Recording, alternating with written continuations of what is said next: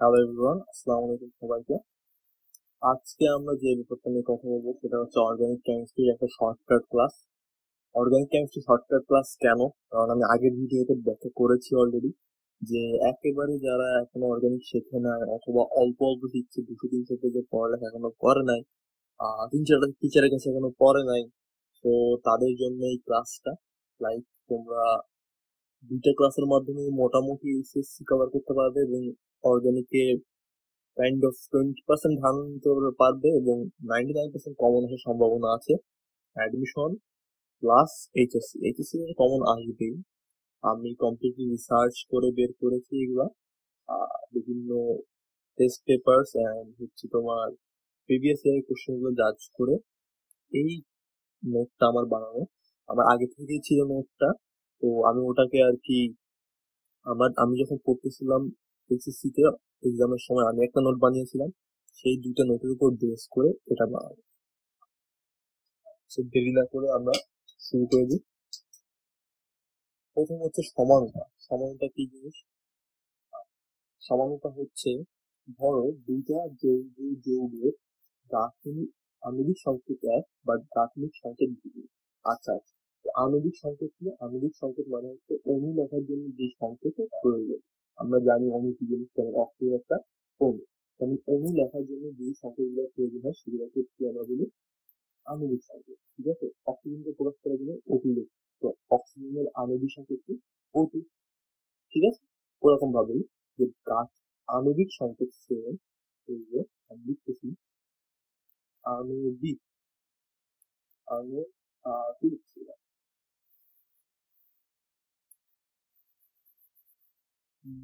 তাহলে প্রথমে কি করতেছি? আচ্ছা ঠিক আছে, আর ধরো আণবিক সংকেত একই, হ্যাঁ, কিন্তু গাঠনিক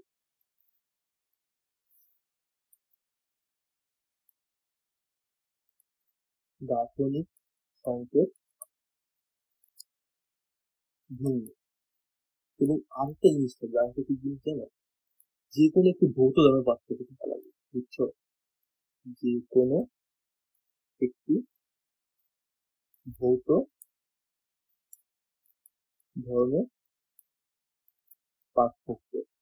যদি এই কয়েকটা বৈশিষ্ট্য থাকে একটা দুটো জৈব যৌগের ভিতর, তাদেরকে কি বলা হয়? সমাণু বলা হয়। আচ্ছা, তুমি এখনো বুঝো না আসলে আমি কি লিখেছি। আচ্ছা, ধরো আমার কাছে একটা জৈব যৌগ আছে। আমরা জানি জৈব যৌগ কার্বন এবং হাইড্রোজেনের তৈরি, হাইড্রোকার্বন দিয়ে তৈরি।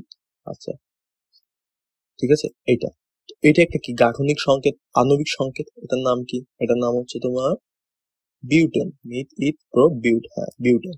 তো বিউটেনের আসলে দেখতে কি আসলে সবসময় এরকম বিউটেন? এরকমই দেখতে? Not necessary. আমাদের এবার গাঠনিক সংকেতটা আগাতে হবে, সেটা দেখতে আসলে এরকম নাকি গাঠনিক ভাবে কেমন। আচ্ছা, গাঠনিক সংকেত কিভাবে জানা যায় যে একটা অণু কিভাবে তৈরি আছে?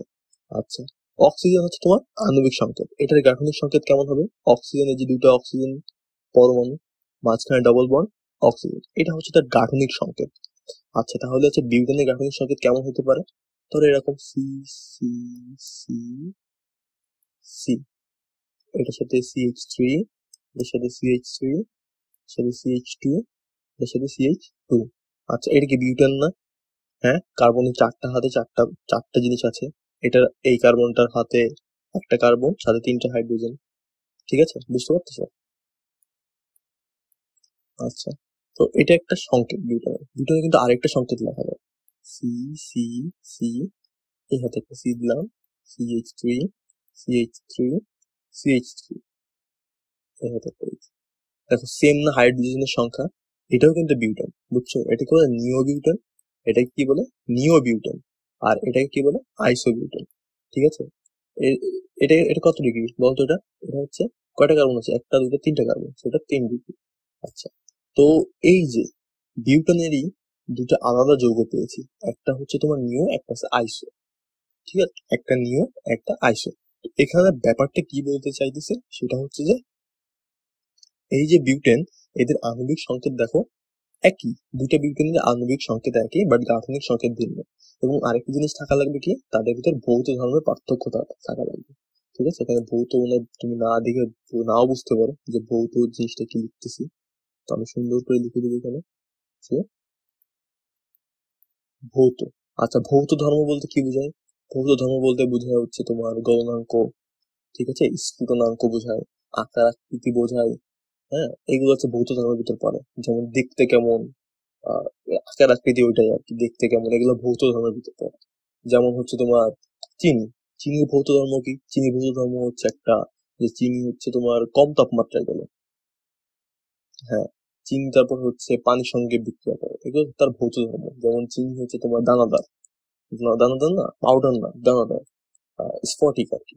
তো এগুলো হচ্ছে তোমার ভৌত ধর্ম। ঠিক আছে, তো এই দুটোর ভিতর কোনো না কোনো ভৌত ধর্মের পার্থক্য থাকাই লাগবে। আচ্ছা, তো এরা দুইটা যৌগ, এই দুইটা যৌগ একে অপরে কি, একে অপরের সমাণু। ঠিক আছে, এই দুটো যৌগ একে অপরের সমাণু। আর এরা যে সমাণু হচ্ছে, এরা যে সমাণু তৈরি করতেছে, এই সমাণু তৈরি করা ধর্মকে কি বলে? এই সমাণু তৈরি করা ধর্মকে বলে সমানতা। ঠিক আছে, এক কনসেপ্ট শেষ। যে এই যে এই দুইটা পরমাণু আমরা বের করেছি বিউটেনের, এই দুইটা পরমাণু কি সমাণু, একে অপরের সমাণু, বিউটেনের সমাণু। বাট এদের যে ধর্ম, এরা যে দুটো ডিফারেন্ট টাইপ অফ যৌগ সৃষ্টি করেছে, এদেরকে কি বলে? সমানতা, আইসোমারিজম। ঠিক আছে, এদেরকে ইংলিশে কি বলে? এদেরকে ইংলিশে বলে isomerism, and both are them are isomer. আচ্ছা, তো সমানতা কয় প্রকার? সমানতা হচ্ছে দুই প্রকার। একটা হচ্ছে গাঠনিক সমানতা, একটা হচ্ছে স্টেরিও বা ত্রিমাত্রিক সমানতা। আমরা আস্তে আস্তে আগাবো, এত দ্রুত বললে তুমি বুঝবা না। এই যেখানে লিখে রেখেছি। তো সমানতা কয় প্রকার? সমানতা, সমানতা হচ্ছে তোমার দুই প্রকার। হ্যাঁ, সমানতা তোমার দুই প্রকার। একটা হচ্ছে গাঠনিক, গাঠনিক সমানতা, আর একটা হচ্ছে স্টেরিও, স্টেরিও। আচ্ছা, স্টেরিও সমানু যেটা, স্টেরিওটা হচ্ছে তোমার ত্রিমাত্রিক বিন্যাসের সমানতা। বুঝতে পারতেছো? ত্রিমাত্রিক সমানতা, অর্থাৎ এটা হচ্ছে 3D, এটা 3D-র উপর ডিপেন্ড করে এই সমানতা। কিন্তু গাঠনিক সমানতা, গাঠনিক সমানতা কিসের উপর ডিপেন্ড করে? গাঠনিক সমানতা 3D-র উপর ডিপেন্ড করে না। বিভিন্ন টাইপের আছে গাঠনিক সমানতা। মোট হচ্ছে 5টা, যতদূর আমার মনে পড়ে, নাকি 4টা ছিল, মেবি 5টা ছিল, হ্যাঁ 5টা ছিল। তো আমি 5টাকে ব্যাখ্যা করবো এখন। আমি স্লাইড রেডি করে রেখেছি। গাঠনিক সমানতা, তো গাঠনিক সমানতা বলতে আসলে বোঝাই না।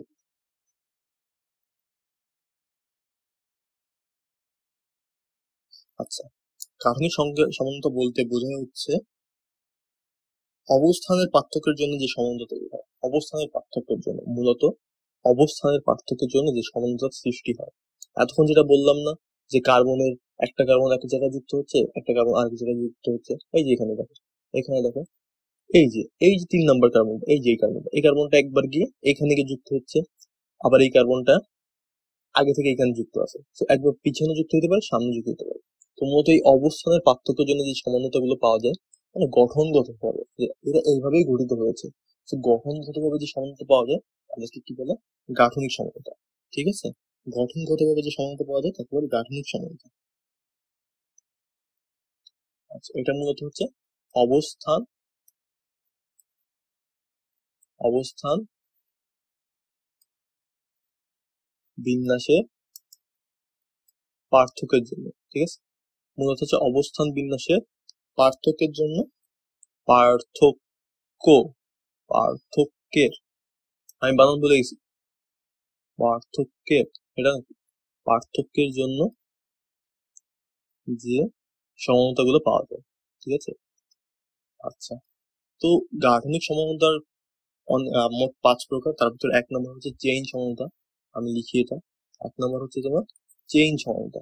চেইন সমানতা কি জিনিস? চেইন সমানতা হচ্ছে তোমার এতক্ষণ যেটা বললাম সেটাই, যে চেইনের পার্থক্যের কারণে যে সমানতা গুলো পাওয়া যায়। চেইনের পার্থক্য বলতে কি বুঝাইতেছি?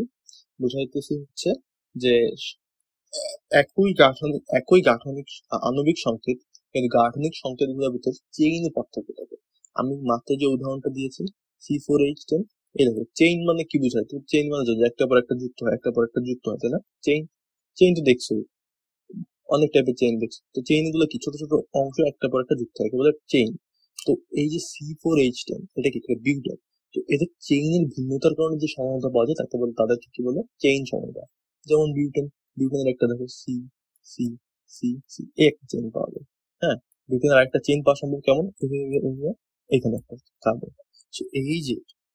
এই যে চেইনের ভিন্নতার কারণে আমরা সমানতা পাচ্ছি, একে কি বলে, চেইন সমানতা। ঠিক আছে, এটা গাঠনিক সমানতার একটা অংশ। যে এই যে কার্বনের যে চেইনের পার্থক্য, একটা জায়গায় একটা অবস্থানের পার্থক্যের জন্য যে সমতা গুলো পাওয়া যায়, এটা হচ্ছে চেইন সমতা। আচ্ছা, দুইটার ভিতর পার্থক্য কি? এই দুটা আমরা যে গাঠনিক ভাবে যে ভিন্ন এরা, তো এদের ভিতর কি কোনো পার্থক্য থাকা পসিবল? হ্যাঁ না, এটার ভিতর পার্থক্য থাকা পসিবল। পার্থক্যটা হচ্ছে যে এদের বিপিএমপি গুলা কম বেশি হয়। ঠিক আছে, এই বিপিএমপিটা কি, ভৌত ধর্ম। এদের ভৌত ধর্মে একটা পার্থক্য থাকে, ভৌত ধর্ম পার্থক্য থাকবেই। তো এখানে ভৌত ধর্ম পার্থক্যের জন্য এর দেখা যায় বিপিটা বেশি। হ্যাঁ, এর বিপিটা বেশি, কিন্তু এর বিপিটা কম। বিপি বলতে কি বুঝাচ্ছি, বয়লিং পয়েন্ট, বা এটা হচ্ছে তোমার কি বলে এটাকে, বা বিপি বয়লিং পয়েন্ট, মানে যে তাপমাত্রা সেটা বয়েল হয়, কি বলে, ফুটে। হ্যাঁ, স্ফুটনাঙ্ক, স্ফুটনাঙ্ক টেম্পারেচার এটা একটু বেশি হবে, এটা একটু কম হবে। কারণ কি? তার কারণ ছিল হচ্ছে তোমার ভ্যান্ডারওয়াল ইফেক্ট ছিল, মনে আছে তোমাদের? ভ্যান্ডারওয়াল ইফেক্টের কারণে এটার বিপিটা একটু কম হবে, এটার একটু বেশি হবে। আচ্ছা, ভ্যান্ডারওয়াল ইফেক্ট তোমাদের যদি মনে না থাকে, সেটা হচ্ছে যে ভ্যান্ডারওয়াল ইফেক্টে যেই অণুগুলার ভিতর আকারগুলো বড়, সেগুলোর আর কি বিপি একটু বেশি হয়, আর যেগুলোর আকার একটু ছোট হয় সেগুলোর বিপিটা একটু কম হয়। ঠিক আছে, ইলেকট্রন বিন্যাসের উপর ডিপেন্ড করে। তোমার একটু তৃতীয় অধ্যায়টা তোমাদের জানা লাগবে তাহলে। তো এটার বিপি বেশি, এটার বিপি কম, এটা হচ্ছে তোমার চেইন সমানতা। আচ্ছা, এরপর আসে হচ্ছে অবস্থান সমানতা। এটা হচ্ছে 2 নাম্বার, অবস্থান সমানতা। অবস্থান সমানতা কি জিনিস? অবস্থান সমানতা হচ্ছে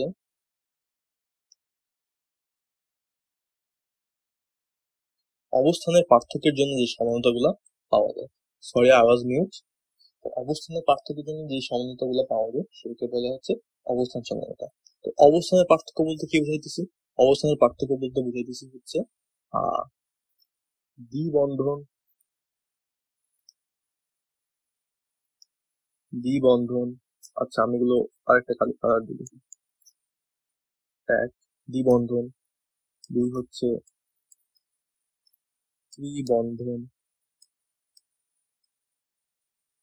আর তিন হচ্ছে কার্যকারী মূলক। হ্যাঁ, কার্যকরী মূলক, কার্যকারী মূলক। তো এই তিনটার পার্থক্য, অবস্থানের পার্থক্যের জন্য যে সমতা গুলা পাওয়া যায়। আচ্ছা, আমি কি বুঝাচ্ছি একটা এখন দেখলে বুঝবা। এই তিনটার অবস্থানের পার্থক্যের জন্য যে সমতা গুলো পাওয়া যায় তাকে বলে অবস্থান সমতা। ঠিক আছে, এগুলোর এক্সাম্পল গুলো কিন্তু এক্সামে আসবে, সংজ্ঞাগুলো এক্সামে আসতে পারে। আচ্ছা, আমি একটু বুঝিয়ে বলি।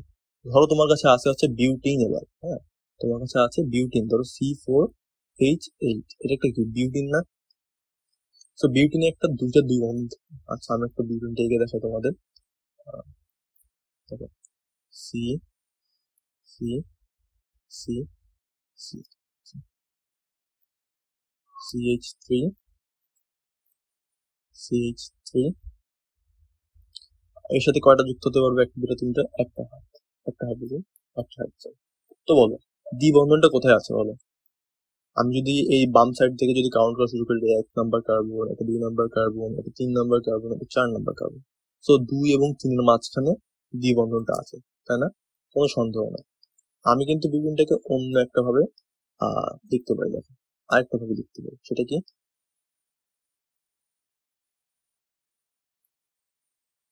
এখানে ডাবল বন্ড দিলাম, এখানে CH3,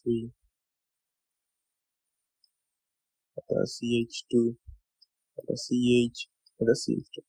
এবার যদি বাম সাইডে আমি আঁকা শুরু করি, মানে নাম্বারিং শুরু করি, 1 2 3 4। সো 1 আর 2 নাম্বার কার্বনের ভিতরে এবার আছে। তো দ্বিবন্ধনের পার্থক্য দেখো, same butene, same butene, but পার্থক্য আছে, তাই না? দুটো কি সেম? আণবিক সংকেত সেম, বাট গাঠনিক সংকেত কি সেম? অবশ্যই না। তো গাঠনিক সংকেত এদের সেম না। তো গাঠনিক সংকেত যদি সেম না হয়, নিশ্চয়ই এরা সেম যৌগ না, তাই না? এরা নিশ্চয়ই সেম যৌগ না।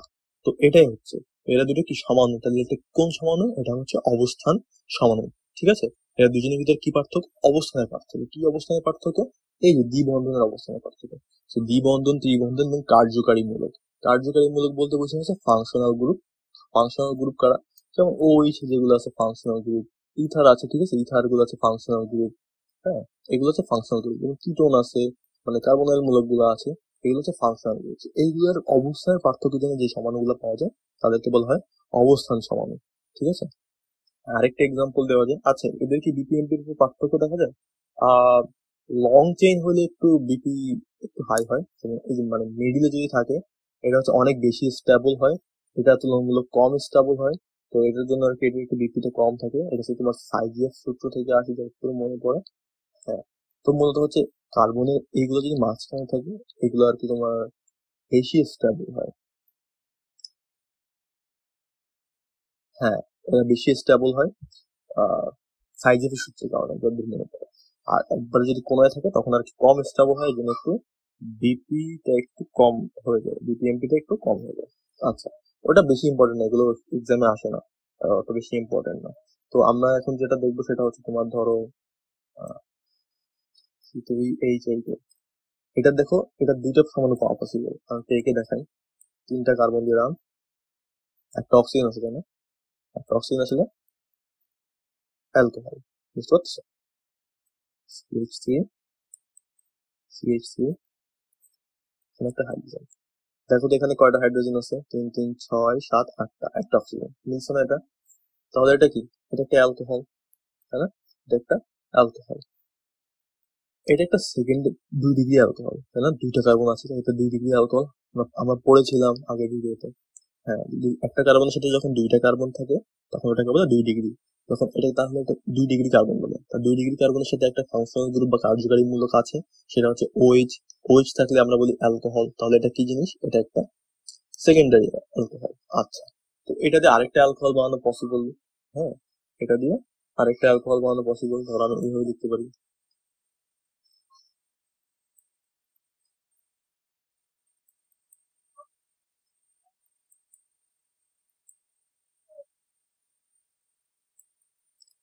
এই যে একটা অ্যালকোহল না, এটা কি সেকেন্ডারি অ্যালকোহল নাকি প্রাইমারি অ্যালকোহল? 1 ডিগ্রি বা প্রাইমারি অ্যালকোহল না? তাহলে এটা কি? এই যে বাইরে কারা চিল্লাচিল্লি করতেছে, আই এম ভেরি সরি।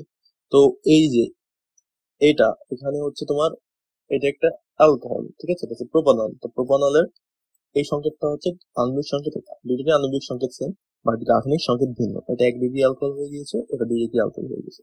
তো মূলত পার্থক্য কিসে? পার্থক্য হচ্ছে এই যে অবস্থান, এই যে OH বা কার্যকারী মূলকের অবস্থানের পার্থক্যের জন্য যে সমানতাগুলো পাওয়া যায় সেগুলোকে বলে অবস্থান সমানতা। ঠিক আছে, এরপর আসে হচ্ছে কার্যকারী মূলক সমানতা। কার্যকারী মূলক সমানতা কি জিনিস? কার্যকারী মূলকের ভিন্নতার কারণে যেই সমানতাগুলো পাওয়া যায়। তো কার্যকারী মূলকের ভিন্নতার কারণে এবার হচ্ছে অবস্থানের কাহিনী। প্রথমে আমরা শিখেছিলাম হচ্ছে তোমার চেইন সমানতা, যে চেইনের পার্থক্যের কারণে। তারপরে দেখেছি আমরা হচ্ছে অবস্থান, মানে হচ্ছে কার্যকারী মূলক কোথায় আছে সেটা অবস্থানের জন্য যে সমান্তরালগুলো পাওয়া যায়। এবার হচ্ছে যে আমাদের গাঠনিক সংকেত একই, সরি আণবিক সংকেত একই, কিন্তু দেখা যাবে কি এদের কার্যকারী মূলকের ভিতর আলাদা ধর্ম প্রকাশ পাচ্ছে। আচ্ছা, কি বলতে বোঝাচ্ছি যে কার্যকারী মূলক আলাদা? আমরা একটু কয়েকটা এক্সাম্পল দেখলে বুঝবো। তো এটা কাদের কাদের ভিতর হয় একটু লিখে রাখা দরকার। এক হচ্ছে হচ্ছে অ্যালডিহাইড, অ্যালডিহাইড। দুই হচ্ছে হচ্ছে কিটোন,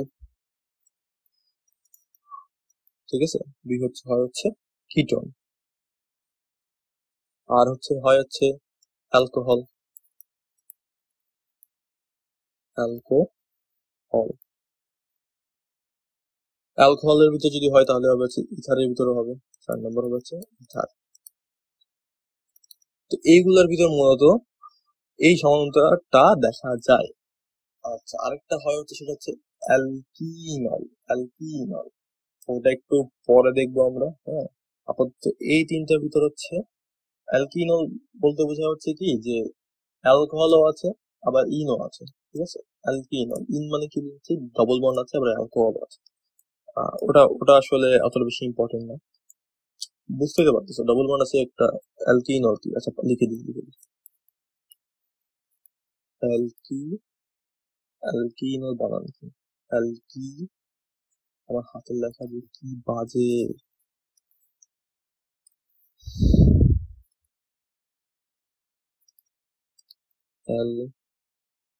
অ্যাকচুয়ালি যাদের হচ্ছে ব্রেন অনেক ফাস্ট কাজ করে তাদের হাতের লেখা বাজে হয়। মজা করতেছি, আমার ব্রেন অনেক খারাপ। আইরনি করতেছি না, আমার ব্রেন আসলে অনেক খারাপ। আমি অনেক ট্রাই করে করে আসলে যত শিখছি, যাই শিখছি অনেক ট্রাই করে করে অনেক কষ্ট করে শিখছি। তো এটাই আর কি, কষ্ট করলে সবকিছু পাওয়া যায়। আমি হচ্ছে তার উদাহরণ, আমার আসলে কিছু মনে থাকে না, তবু আমি অর্গানিক শিখাচ্ছি কারণ আমার এগুলো ভালো লাগে আর কি। আচ্ছা, সো আমরা যেটা শিখতেছিলাম সেটা হচ্ছে কার্যকারী মূলকের পার্থক্যের জন্য যে সমানতাগুলো পাওয়া যায় সেটা হচ্ছে কার্যকারী মূলক সমানতা। হ্যাঁ, তো এটা দ্বারা কি বলছে, ধরো আণবিক সংকেত একটা দেওয়া আছে যে C2H6O। তো এটা দিয়ে কি কি সমাধান তৈরি করা পসিবল দেখো। C2H6O, এখানে একটা ইথার তৈরি করা পসিবল। CH3O CH3, এটা একটা ইথার, তাই না? এটা একটা ইথার। আবার এটা দিয়ে একটা অ্যালকোহল তৈরি করা পসিবল। এটা দিয়ে একটা অ্যালকোহল তৈরি করা পসিবল, CH3CH2OH।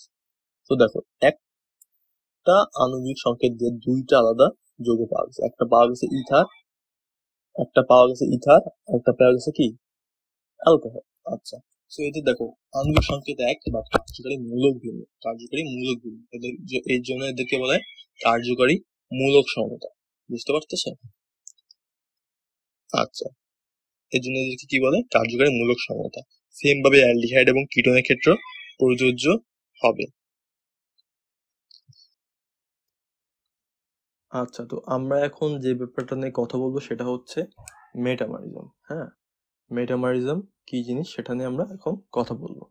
আচ্ছা, তো মেটামারিজম হচ্ছে, ধরো একটা কার্যকারী মূলক আছে, সেই কার্যকারী মূলকের দুই পাশে কার্বনের চেইনের পার্থক্যের জন্য, কার্বনের সংখ্যার পার্থক্যের জন্য যে সমানতা পাওয়া যায় সেটাকে বলে মেটামারিজম। আচ্ছা, আমি একটু বুঝাই। আচ্ছা, প্রথমে দেখি যে কিসের কিসের উপর মেটামারিজম কাজ করে। হ্যাঁ, কিসের কিসের উপর মেটামারিজম তোমার হচ্ছে কাজ করে, সেটা হচ্ছে যে এক এক হচ্ছে যে তোমার হচ্ছে দেখা যায় যে কিটোনগুলোর ভিতর দেখা যায়। হ্যাঁ, কিটোনগুলোর ভিতর মেটামরিজম দেখা যায়। দুই, যেটার ভিতর দেখা যায় সেটা হচ্ছে যে তোমার ইথারের ভিতর দেখা যায়। ইথারের ভিতর মেটামরিজম দেখা যায়। অ্যান্ড তিন দেখা যায় হচ্ছে সেকেন্ডারি অ্যামিন। সেকেন্ডারি অ্যামিন, ঠিক আছে? Secondary amine. সেকেন্ডারি অ্যামিন বলতে কি বোঝায়? সেকেন্ডারি অ্যামিন বলতে বোঝায় হচ্ছে যে এই যে অ্যামিন যে মূলকটা আছে NH2, এর দুই হাতে যখন কার্বন থাকে, ঠিক আছে, এক হাতে থাকবে H, এটাকে বলে সেকেন্ডারি অ্যামিন। এই দুটো কার্বন থাকলে সেকেন্ডারি। আচ্ছা, সো মেটামারিজম কি জিনিস? মেটামারিজম হচ্ছে যে ধরো তোমার কাছে একটা ফাংশনাল গ্রুপ বা কার্যকারী মূলক আছে, সেই কার্যকারী মূলকের দুই পাশে কার্বনের পার্থক্যের জন্য যেই সমানতা দেখা যায়। ঠিক আছে, আমি তোমাকে একটা এক্সাম্পল দিয়ে দেখাই। ধরো তোমার কাছে আছে C4H10O। তো এখান থেকে ইথারের ভিতরে মেটামারিজম দেখা যায়, তাই না? এখানে আমি কমপ্লিটলি লিখে দিয়েছি যে কিটোন, ইথার এবং সেকেন্ডারি অ্যামিন। তো ইথারের ভিতর মেটামারিজম দেখা যায়। দেখো ইথারের ভিতর কিভাবে দেখা যায়। ধরো ইথার আছে carbon, carbon, oxygen, carbon, carbon. এটা একটা ইথার না? হুম, এটা কিন্তু একটা ইথার, ঠিক আছে? এটা একটা ইথার, এটা একটা ইথার। তো দেখো ইথারের মূলত ফাংশনাল গ্রুপ কোনটা? ফাংশনাল গ্রুপ এখানে হচ্ছে এটা না, এটা হচ্ছে ফাংশনাল গ্রুপ, মানে হচ্ছে কার্যকারী মূলক। তো কার্যকারী মূলকের দুই পাশে কার্বনের সংখ্যা দুইটা দুইটা করে। সো এইটা একটা সমান হতে পারে। আরেকটা সমান হতে পারে, সেটা হচ্ছে যে তোমার ধরো এটা।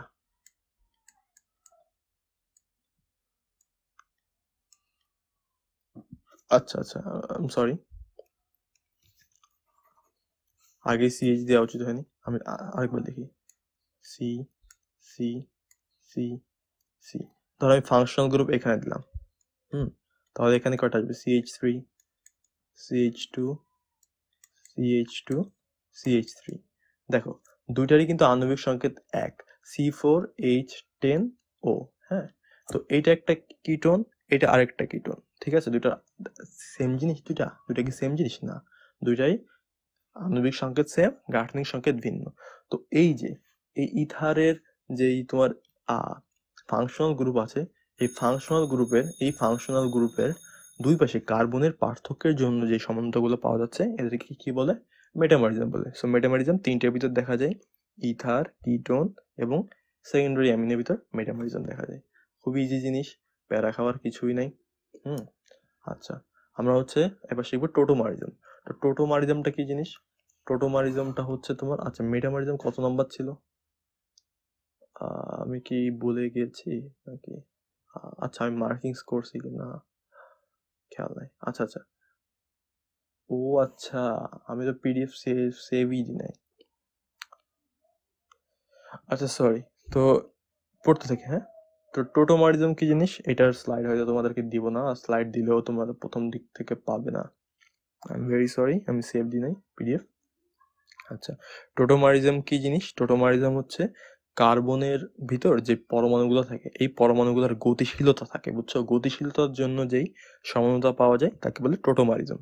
তো একবার যদি লিখতে চাও সংজ্ঞাটা কি জিনিস, যে কার্বন জৈব যৌগের ভিতর উপস্থিত মৌল সমূহের গতিশীলতার জন্য যে সমানতা পাওয়া যায়। গতিশীলতা বলতে কি বোঝায়? আচ্ছা, আমি প্রথমে তোমাকে দেখাই। হ্যাঁ, টোটোমারিজম কাদের ভিতর দেখা যায়? সাধারণত কিটোইনালের ভিতর দেখা যায়, ঠিক আছে? কিটোইনাল বলতে কি বোঝাচ্ছি? যাদের ভিতর কার্বনিল মূলক থাকে। কার্বনিল মূলক কারা? কার্বনিল মূলকের ভিতর কি টোটোমারিজম দেখা যায়? কার্বনিল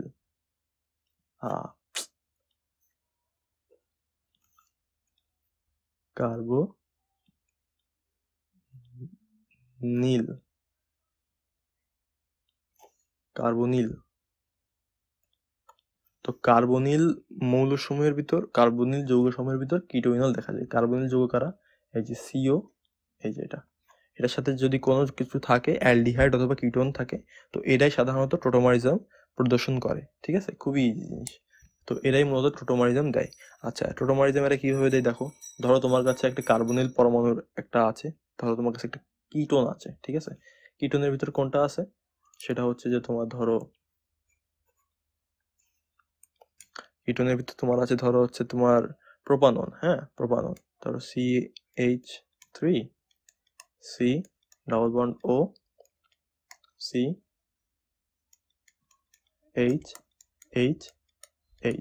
এই যে একটা কিটোন ইনল না, C ডাবল বন্ড O আছে, এই যে CO, তো এটা একটা কিটো ইনল। তো এদের ভিতর গতিশীলতা দেখা যায়। কেন গতিশীলতা দেখা যায়? খুবই ইম্পর্টেন্ট, মানে খুবই একটু মানে একটা ভালো জিনিস এটা। দেখো এই অক্সিজেনটা কি একটু ইলেকট্রোনেগেটিভ না? সো একটু ইলেকট্রন নিজের দিকে টান দেবে। এই কার্বনটা কি একটু ইলেকট্রো পজিটিভ হয়ে যাবে, ঠিক আছে? যার ফলে কি হবে, এখানে ইলেকট্রনের স্থায়িত্ব বেড়ে যাবে, তো ইলেকট্রনটা এইদিকে চলে যাবে। বুঝতে পারতেছো? আচ্ছা, তো এখন এটা কি হবে, পুরো অক্সিজেনটা কি হবে? ইলেকট্রন দিয়ে ভরে যাবে না? লাইক ভরে যাওয়া বলতে বোঝাচ্ছে হচ্ছে ইলেকট্রনের আধিক্য দেখা যাবে। ইলেকট্রনের যখন আধিক্য দেখা যায় তখন সেখানে কি নেগেটিভ অণু সৃষ্টি হয় না? যেমন ক্লোরিন মাইনাস, এখানে ইলেকট্রন একটা বেশি, সেটা নেগেটিভ অণু সৃষ্টি হয়। নেগেটিভ অণুকে তোমার রেজিস্ট করার জন্য কারা আসে? পজিটিভ অণু আসে। এখন এখানে পজিটিভ অণু কই পাচ্ছ? এখানে দেখো পজিটিভ অণু সৃষ্টি হবে। কেন? দেখো এখানে যখন এখানে পজিটিভ অণু সৃষ্টি হয়েছে, তাহলে কি এখানে নেগেটিভ অণু সৃষ্টি হবে না?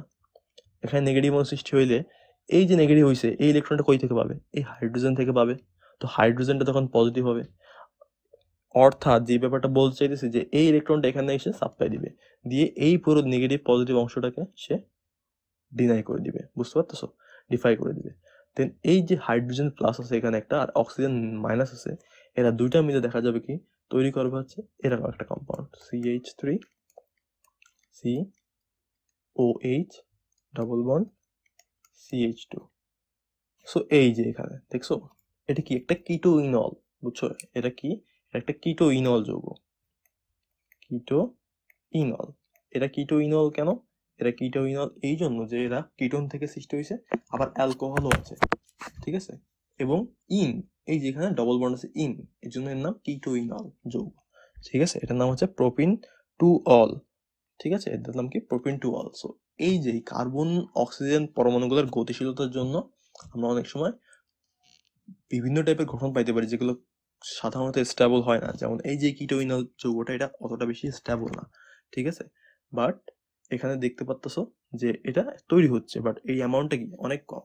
এটা আসলে কোনো স্পেসিফিক কোনো ফাংশনাল গ্রুপ না, বুঝতে পারতেছো? এই জন্য আর কি এই টোটোমারিজমের পুরো কনসেপ্টটা হচ্ছে এইটা, যে কার্বনের গতিশীলতার জন্য নতুন একটা পরমাণু পেয়েছি আমরা। আচ্ছা, তো আমাদের হচ্ছে তোমার শেষ, এরপর আমরা যেটা শুরু করবো সেটা হচ্ছে স্টেরিও সমানতা। স্টেরিও সমানতা কি জিনিস? স্টেরিও অর্থ কি? আচ্ছা, স্টেরিও অর্থ হচ্ছে ত্রিমাত্রিক, বুঝছো? স্টেরিও অর্থ কি? ত্রিমাত্রিক বা 3D প্লেস বা ত্রিমাত্রিক স্থান।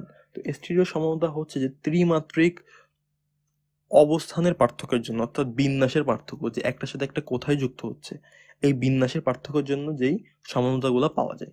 ত্রিমাত্রিক সমানতা বলতে বোঝাচ্ছি, ধরো তোমার কাছে একটা মানুষ আছে, মানুষের কি দুইটা হাত দুইটা পা। আচ্ছা, তোমার ডান হাতটা বাম হাতটা, ঠিক আছে, ডান হাত বাম হাত দুইটা আলাদা হাত না? এখন ত্রিমাত্রিক অবস্থানের পার্থক্য বলতে বোঝাচ্ছি এটা, যে তোমার ধরো ডান হাতটা রিপ্লেস করে এখানে লাগানো হয়েছে আর বাম হাতটা রিপ্লেস করে এখানে লাগানো হয়েছে, তখন কি সেম কাজ করবে? না। ধরো তোমার এখন ডান হাতটা বাম হাতে, এখন তুমি বাম হাতে কিন্তু বেশি জোর পাবা, কেন বলতো? কারণ তোমার ডান হাতটা রিপ্লেস করে বাম হাতে লাগানো হয়েছে, তো এখন কি তুমি বাম হাতি হবা? হ্যাঁ, এখন তুমি দেখা যাবে যে স্টেরিওটার কারণে তোমার বাম হাতি বলতে হচ্ছে, বাট আসলে কি তুমি বাম হাতি ছিলা? তোমার তো ডান হাতি খুলে বাম হাতে লাগানো হয়েছে, তো তুমি আসলে ডান হাতি আসো, বাট তোমাকে বাহ্যিকভাবে দেখে মনে হবে তুমি একটা বাম হাতি। আচ্ছা, এটা একটা খুবই সাধারণ একটা এক্সাম্পল, বাট যেটা বোঝাইতে চাইছি সেটা হচ্ছে যে এরকম, যে হাইড্রোজেন কখনো ডানে যুক্ত হইতে পারে, কখনো বামে যুক্ত হইতে পারে।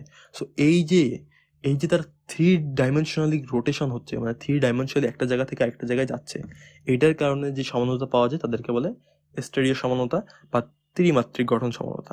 বুঝতে পারছো? তো স্টেরিও সমানতা কয় প্রকার? এটা আবার 2 প্রকার। স্টেরিও সমানতা 2 প্রকার। একটা হচ্ছে তোমার হচ্ছে সেটাকে বলা হচ্ছে সিস ট্রান্স বা জ্যামিতিক সমানতা বা জিওমেট্রিক্যাল আইসোমেরিজম। সিস ট্রান্স, ঠিক আছে, আমি নিচে ব্যাখ্যা করব। সিস ট্রান্স সমানতা। আরেকটা 2 নাম্বার যেটা আসে সেটা হচ্ছে যে কি, আলোক সক্রিয় সমানতা। আলোক সক্রিয় সমানুতা। আচ্ছা, হয়তো বুঝতে পারতেছো আলোক সক্রিয় সমানুতা। আচ্ছা, স্টেরিও সমানুতা। তো সিস ট্রান্স সমানুতা, আচ্ছা আমি এখানে লিখে রাখছি। সিস ট্রান্স সমানুতা বলতে কি বোঝায়? সিস ট্রান্স, আচ্ছা, তো আমরা যে ব্যাপারে কথা বলতেছিলাম সেটা হচ্ছে যে সিস ট্রান্স সমানুতা। তো সিস ট্রান্স সমানুতা কি জিনিস? সিস ট্রান্স সমানুতা হচ্ছে যে এটা হচ্ছে ত্রিমাত্রিক গঠন সমানুতার একটা প্রথমটা বলতে বুঝাইতেছি সেটা হচ্ছে যে একটা, তো সিস ট্রান্স সমানুতা হচ্ছে তখন তোমার কাছে দ্বিবন্ধন থাকে অথবা হচ্ছে চাকতিযোগ্য থাকে, এগুলোর অক্ষ বরাবর মুক্ত ঘূর্ণন সম্ভব হয় না। অক্ষ বরাবর মুক্ত ঘূর্ণন বলতে বুঝাইতেছি এটা হচ্ছে যে ধরো তোমার কাছে 2টা বন্ধন আছে, তোমার কাছে ধরো একটা কাঠি আছে, একটা কাঠি আছে। ধরো তুমি প্রথম কার্বনটাকে ফিক্স রাখবে এবং দ্বিতীয় কার্বনটাকে তুমি ঘুরাবে, ঠিক আছে, এটাকে তুমি ঘুরাবে, তখন কি তুমি ঘুরাইতে পারবে? হ্যাঁ, তুমি কিন্তু পারবে, তাই না? তুমি ঘুরাইতে পারবে। তোমাকে এটা মানে একটা তোমার হচ্ছে কি বলবো এটাকে, হ্যাঁ, এটা হচ্ছে তোমার একটা মানে মুটকির মতো আর কি। হ্যাঁ, তুমি একটা বোতল আছে, বোতল তুমি মুটকিটা ঘুরে ঘুরে খুলতেছো, এটা ঘোরানো সম্ভব। বাট 2 বন্ধন থাকলে হবে কি বলতো? 2 বন্ধন থাকলে কি হবে? ধরো তুমি প্রথম কার্বনটাকে ফিক্স রাখতেছো অ্যান্ড দ্বিতীয় কার্বনটাকে তুমি যখন ঘুরাবা তখন দেখবা কি এই যে 2টা লাঠি আছে, 2টার মাঝখানে দিয়ে বন্ধন আছে, একটা বন্ধন আরেকটা বন্ধনকে কি আটকে দিবে না মাঝখানে? একটু চিন্তা করো, একটা বন্ধন একটা বন্ধনকে আটকে দিবে, তুমি একটাকে ফিক্স রাখবে আরেকটাকে ঘুরাবে। তুমি একটা কাজ করতে পারো, 2টা কলম নাও, 2টা কলম হাতের ভিতর একটা একটা একটা হাত দিয়ে চেপে ধরো, ঠিক আছে, বাম হাতে কলম রেখে তুমি 2টা কলম একসাথে রেখে চেপে ধরো, যে তুমি বাম হাতটা যেন নড়েই না, যেই পজিশনে আছো ওই পজিশনে থাকবে বন্ধন। তুমি উপরে আরেকটা ডান হাত দিয়ে তুমি ওটা ঘোরানোর চেষ্টা করো, যখন তুমি ঘোরানোর চেষ্টা করবে দেখবে ঘুরতেছে না, একটা কলম আরেকটা কলমকে বাধা দিচ্ছে। তো এটাই হচ্ছে যে মুক্ত ঘূর্ণন বাধাগ্রস্ত হওয়ার জন্য যে সমানতা পাওয়া যায় সেটা হচ্ছে তোমার সিস ট্রান্স সমানতা, ঠিক আছে। তো মূলত কাদের ভিতর সিস ট্রান্স সমানতা হয়? যখন কার্বন কার্বন দ্বিবন্ধন থাকে অথবা চাকরিক যৌগ, আপাতত তোমাদের চাকরিক যৌগটা লাগবে না। তো এই কার্বন কার্বন যখন দ্বিবন্ধন আছে, এই কার্বনের পাশে যদি দুইটাই যদি সেম টাইপের কমন একটা প্রতিস্থাপক থাকাই লাগবে। একেবারে বেসিকটা শেখাচ্ছে, অনেক বেশি ডিটেলস শেখাচ্ছি না। কবি স্যারের বই অন্যান্য জিনিস লেখা আছে, ওইগুলো আমি শেখাচ্ছি না। আমি যেটা বলতে চাইতেছি যে তোমার কাছে দুইটা কার্বন আছে ধরো এই যেভাবে, তার দুই হাতে একটা কমন জিনিস থাকাই লাগবে। হ্যাঁ, একটা কমন জিনিস থাকাই লাগবে। কমন জিনিস থাকা বলতে কি বুঝাইতেছি, ধরো হাইড্রোজেন আছে, তাহলে এই পাশে একটা কমন জিনিস হাইড্রোজেন থাকা লাগবে। বাকি দুইটা হাতে অন্য কি থাকুক ম্যাটার করে না। ধরো এখানে ক্লোরিন আছে, এখানে ব্রোমিন আছে, ম্যাটার করে না। তখন এটা একটা সিস ট্রান্স সমতা হবে। এখানে দেখো 2 নম্বরে লিখে রেখেছি এবি অথবা এডি থাকা লাগবে। অর্থাৎ কার্বন কার্বন ডবল বন্ডের দুই হাতে এ তো থাকা লাগবেই, দুই হাতে তো এ তো থাকা লাগবেই, সাথে এক হাতে তোমার দুই হাতে এ থাকা লাগবে, মানে একটা কার্বনের এক হাতে এ আর একটা কার্বনের এক হাতে এ। দুই হাতে যা থাকুক থাকুক সমস্যা নেই, সেম থাকলে সমস্যা নেই। যেমন হচ্ছে এক্সাম্পলটা দেখো, সি ডবল বন্ড সি, এই যে এ, এইখানে এ, এখানে বি, এখানে বি, সেম থাকলে সমস্যা নেই। ঠিক আছে, তো আচ্ছা, তো এইটাই হচ্ছে তোমার এক্সাম্পল ছিল। সিস ট্রান্স সমানো এগুলোকেই বলে। তো সিস কখন বলে, ট্রান্স কখন বলে? সিস ট্রান্স সমান আবার দুই প্রকার, একটা হচ্ছে সিস যৌগ, একটা হচ্ছে ট্রান্স যৌগ। সিস যৌগ কখন বলে, যখন হচ্ছে কার্বনের যে ডবল বন্ড আছে, এই দেখো এক সেম সাইড আছে না, দুইটা সেম সাইডে থাকলে কি বলে, এটাকে বলে হচ্ছে সিস যৌগ। ঠিক আছে, এটাকে কি বলে, সিস। এইখানে দেখো, এই যে এইখানে এইখানে এটাও কি সিস না, দুইটা এ এক সাইডে আছে, দুইটা এক সাইডে থাকলে এটাকে কি বলে, সিস যৌগ বলে। বাট এইখানে দেখো, এখানে কি দুইটা জিনিস একসাথে আছে?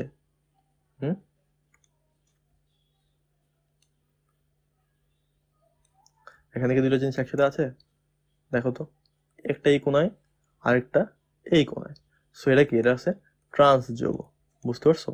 এটাই তোমার সিস ট্রান্স সমতা। ঠিক আছে, দুই বন্ধন থাকবে, দুই বন্ধনের উভয় কার্বনে সেম জিনিস একটা থাকা লাগবেই। ঠিক আছে, বাকি দুটো যা আছে ওগুলা না সেম থাকলে হবে, না থাকলে হবে। যেমন এখানে বি বি সেম আছে, এখানে এ এ রাখলেও প্রবলেম হইতো না। ঠিক আছে, ওটা সিস এ রাখলে কি প্রবলেম হইতো? হ্যাঁ হ্যাঁ, গঠনিকে তোমার এরকম লেখা আছে, এ বি এ বি অথবা এ বি এ ডি, এরকম থাকা লাগবে। আচ্ছা, তাহলে একটা এক্সাম্পল দিয়ে বলো তো, এটা কি সিস ট্রান্স যৌগ কিনা?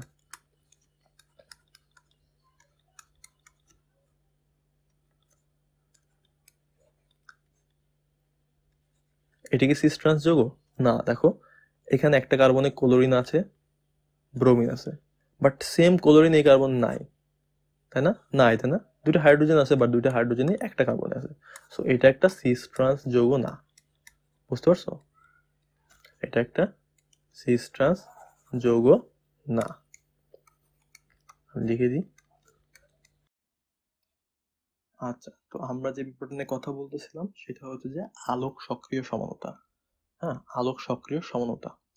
আলোক সক্রিয় সমানতা কি জিনিস? ধরো দুইটা সমাণু বলতে বুঝাইতেছি সেটা হচ্ছে যে দুইটা মৌলের, মৌল মানে যৌগের সকল ধর্ম সেম। হ্যাঁ, আণবিক সংকেত সেম, গাঠনিক সংকেত সেম, রাসায়নিক ধর্ম সেম। বুঝতে পারতেছো? রাসায়নিক ধর্ম সেম এবং ভৌত ধর্মগুলো সেম। ঠিক আছে, সবকিছু সেম। কি কি বলছি? আণবিক সংকেত, গাঠনিক সংকেত, রাসায়নিক ধর্ম, ভৌত ধর্ম, সবকিছু সেম। বাট পার্থক্য একটা জায়গায়, সেটা হচ্ছে আলোক ধর্মের পার্থক্য। আলোক ধর্ম বলতে কি বুঝাচ্ছি? আলোক ধর্ম বুঝাচ্ছে যে আলোকের উপস্থিতিতে সে কেমনে রিয়াক্ট করে। এটা কিন্তু নর্মাল আলো না, এটা হচ্ছে তোমার একতলীয় আলো। একতলীয় আলোটা কি জিনিস? একতলীয় আলোটা হচ্ছে, আচ্ছা, আলোক তো একটা ইলেকট্রোম্যাগনেটিক ওয়েভ, তাই না? এরকম ইলেকট্রোম্যাগনেটিক ওয়েভ না এটা? এটা দুইটা পোর্শন থাকে, একটা হচ্ছে এরকম এক্স অ্যাক্সিসে ট্রাভেল করে, আরেকটা হচ্ছে এরকম ওয়াই অ্যাক্সিসে ট্রাভেল করে, তাই না? মাঝখানে হচ্ছে অরিন্দম ঘোষ নামে একজন, ওই যে অনেক পচাইলো কি সব উল্টা পাল্টা কি সব জানি বলছিল। যাই হোক, তো আলো হচ্ছে এরকম দুইটা তলে চলে, বুঝছো? একটা হচ্ছে তোমার ইলেকট্রোম্যাগনেটিক ফিল্ড, একটা হচ্ছে ইলেকট্রিক ফিল্ড, আর একটা হচ্ছে ম্যাগনেটিক ফিল্ড। তো দুইটার হচ্ছে যোগফল হচ্ছে আলো। তো আলো বিভিন্ন ডাইরেকশনে বিভিন্ন ভাবে চলে, বুঝছো? লাইক এইভাবে চলতে পারে, এটা হচ্ছে ওয়াই অ্যাক্সিসে, আবার এক্স অ্যাক্সিসে চলতে পারে এইভাবে, আবার জেড অ্যাক্সিসে এইভাবে চলতে পারে। তো মানে প্রত্যেকটা অ্যাক্সিসে চলে, বুঝছো? অ্যান্ড অ্যাক্সিস তো জাস্ট তিনটা না, মানে আমরা ধরে নিই তিনটা। অ্যাক্সিস তো আসলে পার্সপেক্টিভের উপর ডিপেন্ড করে, অনেকগুলো হতে পারে। তো এরকম এক সমবর্তন আলো বলতে বোঝায় সেটা হচ্ছে যে একটা তল চলে, ধরো একটা তল এইভাবে চলতেছে, মানে সে আলোটা এইভাবে আসতেছে, তো এটাকে বলে একতলীয় আলো। সো এই সে একতলীয় আলোককে, মানে একতলীয় আলোক বা রশ্মির সাথে সেই যৌগগুলা ডিফারেন্ট ভাবে রিয়াক্ট করে। বুঝতে পারতেছো? আচ্ছা, একটু বুঝাই বলি। দেখা যায় যে ধরো তুমি এর ভিতরে একটা টিউবে একটা যৌগ নিয়েছো, ঠিক আছে? এখন তুমি এর ভিতরে একটু আলো দিছো। আলো হচ্ছে একতলীয় আলো, এভাবে একতলীয় আলো দিছো। এই একতলীয় আলোকে দেখা যাবে কি এভাবে ঘুরাই দিছে, একটু এভাবে ঘুরাই দিছে। আবার ধরো সেম সেম যৌগকে এখানে নিছো, বাট আবার তুমি এটা দিছো অন্য একটা পাত্র থেকে দিছো, ধরো আবার দিছো এটার ভিতর, তখন দেখা যাবে কি সেটা এভাবে ঘুরাই দিচ্ছে। তো জিনিসটা সেম, তোমার হচ্ছে আহ ভৌত ধর্ম সেম, রাসায়নিক ধর্ম সেম, গাঠনিক সংকেত সেম, আণবিক সংকেত সেম, বাট দেখা যাচ্ছে কি এক সমতলী আলোকে কেউ ডান পাশে ঘুরে দিচ্ছে, কেউ বাম পাশে ঘুরে দিচ্ছে। বুঝতে পারতেছো?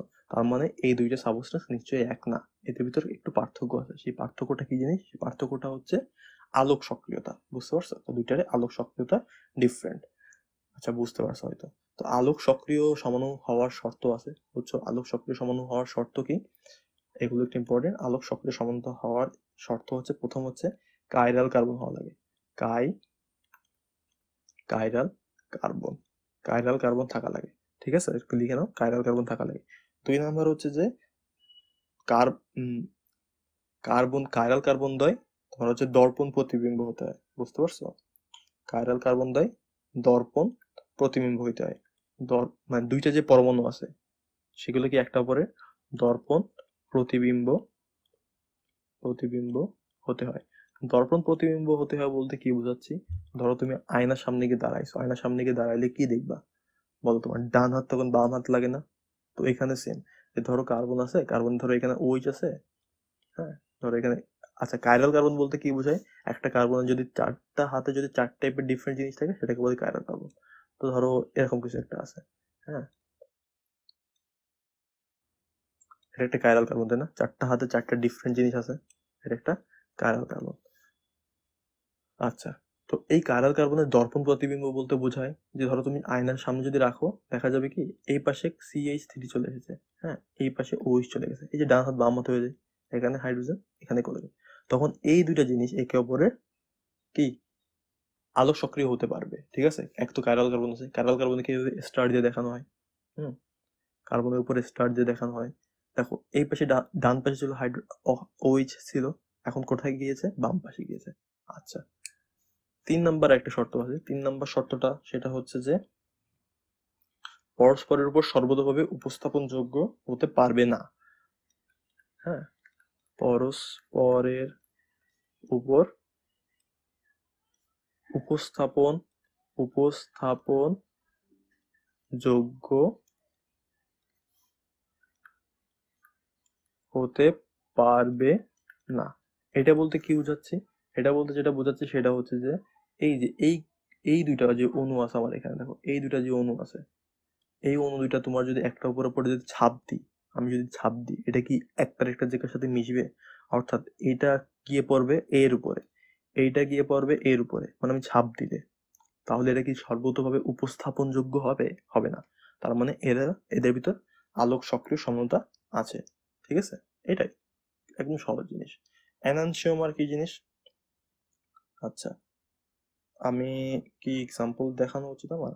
আচ্ছা, আগে বলি এনানসিওমার কি জিনিস। এনানসিওমার হচ্ছে তোমার একটি অণু দর্পণ প্রতিবিম্ব পরস্পরের উপর সর্বতোভাবে উপস্থাপনযোগ্য না হলে তাদেরকে পরস্পরের এনানসিওমার বলে, ঠিক আছে? এতক্ষণ যা যা বলেছি তাই। ধরো তোমার কাছে একটা এক্সাম্পল দিই, ধরো COH COOH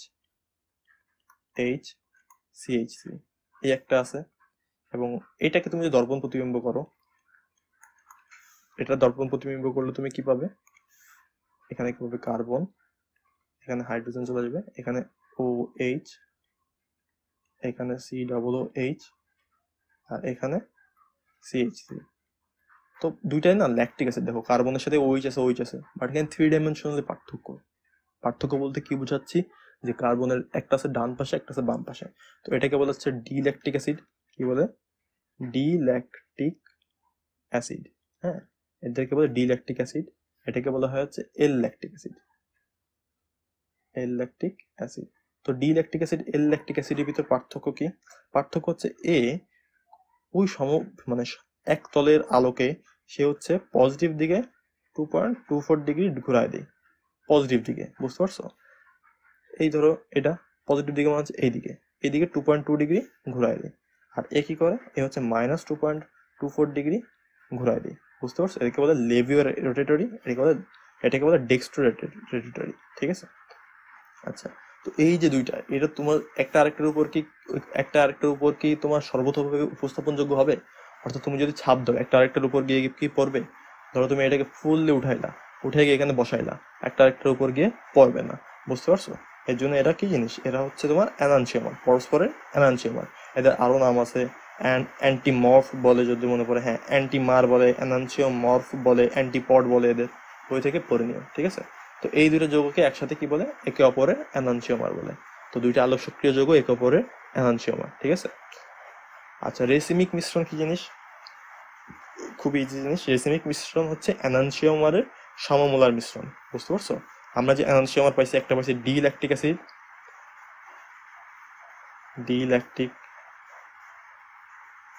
acid plus L lactic acid, D lactic acid plus L lactic acid, এদেরকে তুমি যদি সমান মোল নাও, অর্থাৎ এটাও 1 মোল নাও, এটাও ধরো 1 মোল নিলাম, এই দুটো 1 মোলের যে মিশ্রণটা পাবা সেটাকে বলবো হচ্ছে রেসমিক মিশ্রণ, বুঝতে পারছো? রেসমিক মিশ্রণ কোনো টাইপের আলোক সক্রিয়তা দেখাবে না, কারণ কি, এই যে এটা 1 মোলটা কি করবে, এই 1 মোল এই পাশে ডান পাশে ঘুরাই দিবে, এই যে লেভিওরটা কি করবে, এই পাশে ঘুরাই দিবে 1 মোল। সো বেসিক্যালি কাটাকাটি হয়ে এক সমতল আলোই আসবে, বুঝতে পারছো? আচ্ছা, ডায়াস্টোরিওমার কি জিনিস? ডায়াস্টোরিওমার হচ্ছে যখন কোনো যৌগের একাধিক এনানসিওমার জোড়ের সৃষ্টি হলে, ধরো জোড়ের একটার সাথে আর একটা মিল না হয়, বুঝতে পারছো? আচ্ছা, বুঝতে পারছো না, ধরো তোমার কাছে একাধিক যৌগ আছে, হ্যাঁ, মানে কার্বন তো আমি একটা দেখাইছি, কার্বন তো 2টা 3টাও থাকতে পারে। ধরো 2টা কার্বন আছে, 2টা কার্বনের থাকতে পারে না, 2টা কার্বন আছে, 2টা কার্বনের কি সেম টাইপের জিনিস তৈরি হবে? একটা এক্সাম্পল দিলে মানে বেশি ভালো হয়। আচ্ছা, ধরো তুমি হচ্ছে এরকম দিই, এর পাশে ধরো CH3, এটা দিলাম ব্রোমিন, দিলাম ক্লোরিন, এটা দিলাম ব্রোমিন, এটা দিলাম ক্লোরিন, এর পাশে দিলাম OH। আচ্ছা, ডায়াস্টোরিয়ামার কি জিনিস? এই যে একটা না, এটার অনেক টাইপের বিন্যাস থাকতে পারে। এটার একেবারে দর্পণ প্রতিবিম্ব করলে কি পাওয়া যাবে? এই পাশে আসবে ক্লোরিন, এই পাশে আসবে ব্রোমিন Cl, এই পাশে আসবে ক্লোরিন, এই পাশে আসবে ব্রোমিন, এই পাশে আসবে OH, এই পাশে আসবে CH3। দুইটাই কাইরাল কার্বন না? আচ্ছা, যেটা বলতে চাইতেছি সেটা হচ্ছে যে এটা আরো অনেক টাইপের আলোক সক্রিয় যৌগ থাকা পসিবল। যেমন হচ্ছে এইটা, এই পাশে ক্লোরিন রাখলাম, এই পাশে ব্রোমিন রাখলাম, আবার এখানে ক্লোরিন দিলাম, এই পাশে ব্রোমিন দিলাম, এই পাশে ক্লোরিন দিলাম, এই দেখো, দেখছো চেঞ্জ হয়ে গেছে না? সো এইভাবে অনেক টাইপের থাকতে পারে, বুঝতে পারছো? তো দেখো, এই দুইটা, এই যে এই উপরের দুইটা একে অপরের এনানসিওমার, তাই না? একে অপরের এনানসিওমার। বাট এইটা কারোর সাথে মিল নাই। এইটা এর সাথে কি মিল আছে? এর কি দর্পণ প্রতিবিম্ব হবে? হবে না। এর এখানে ব্রোমিন আছে, এখানে ক্লোরিন আছে, এর এখানে ক্লোরিন আছে, এখানে ব্রোমিন আছে, একটু উল্টা। তো এটা কি হবে? এটা এই দুইটারই কি ডায়াস্টোরিমার, বুঝতে পারছো?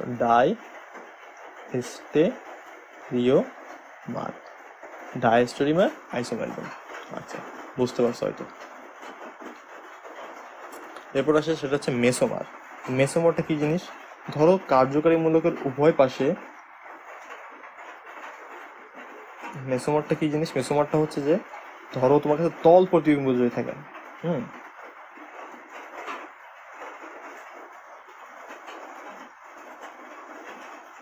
যদি তল প্রতিবিম্ব থাকে তখন সেটাকে মেসোমার বলে।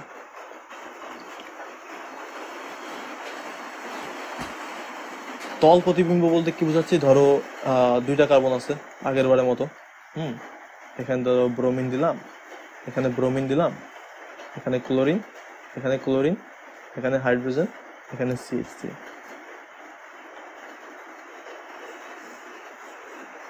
আচ্ছা,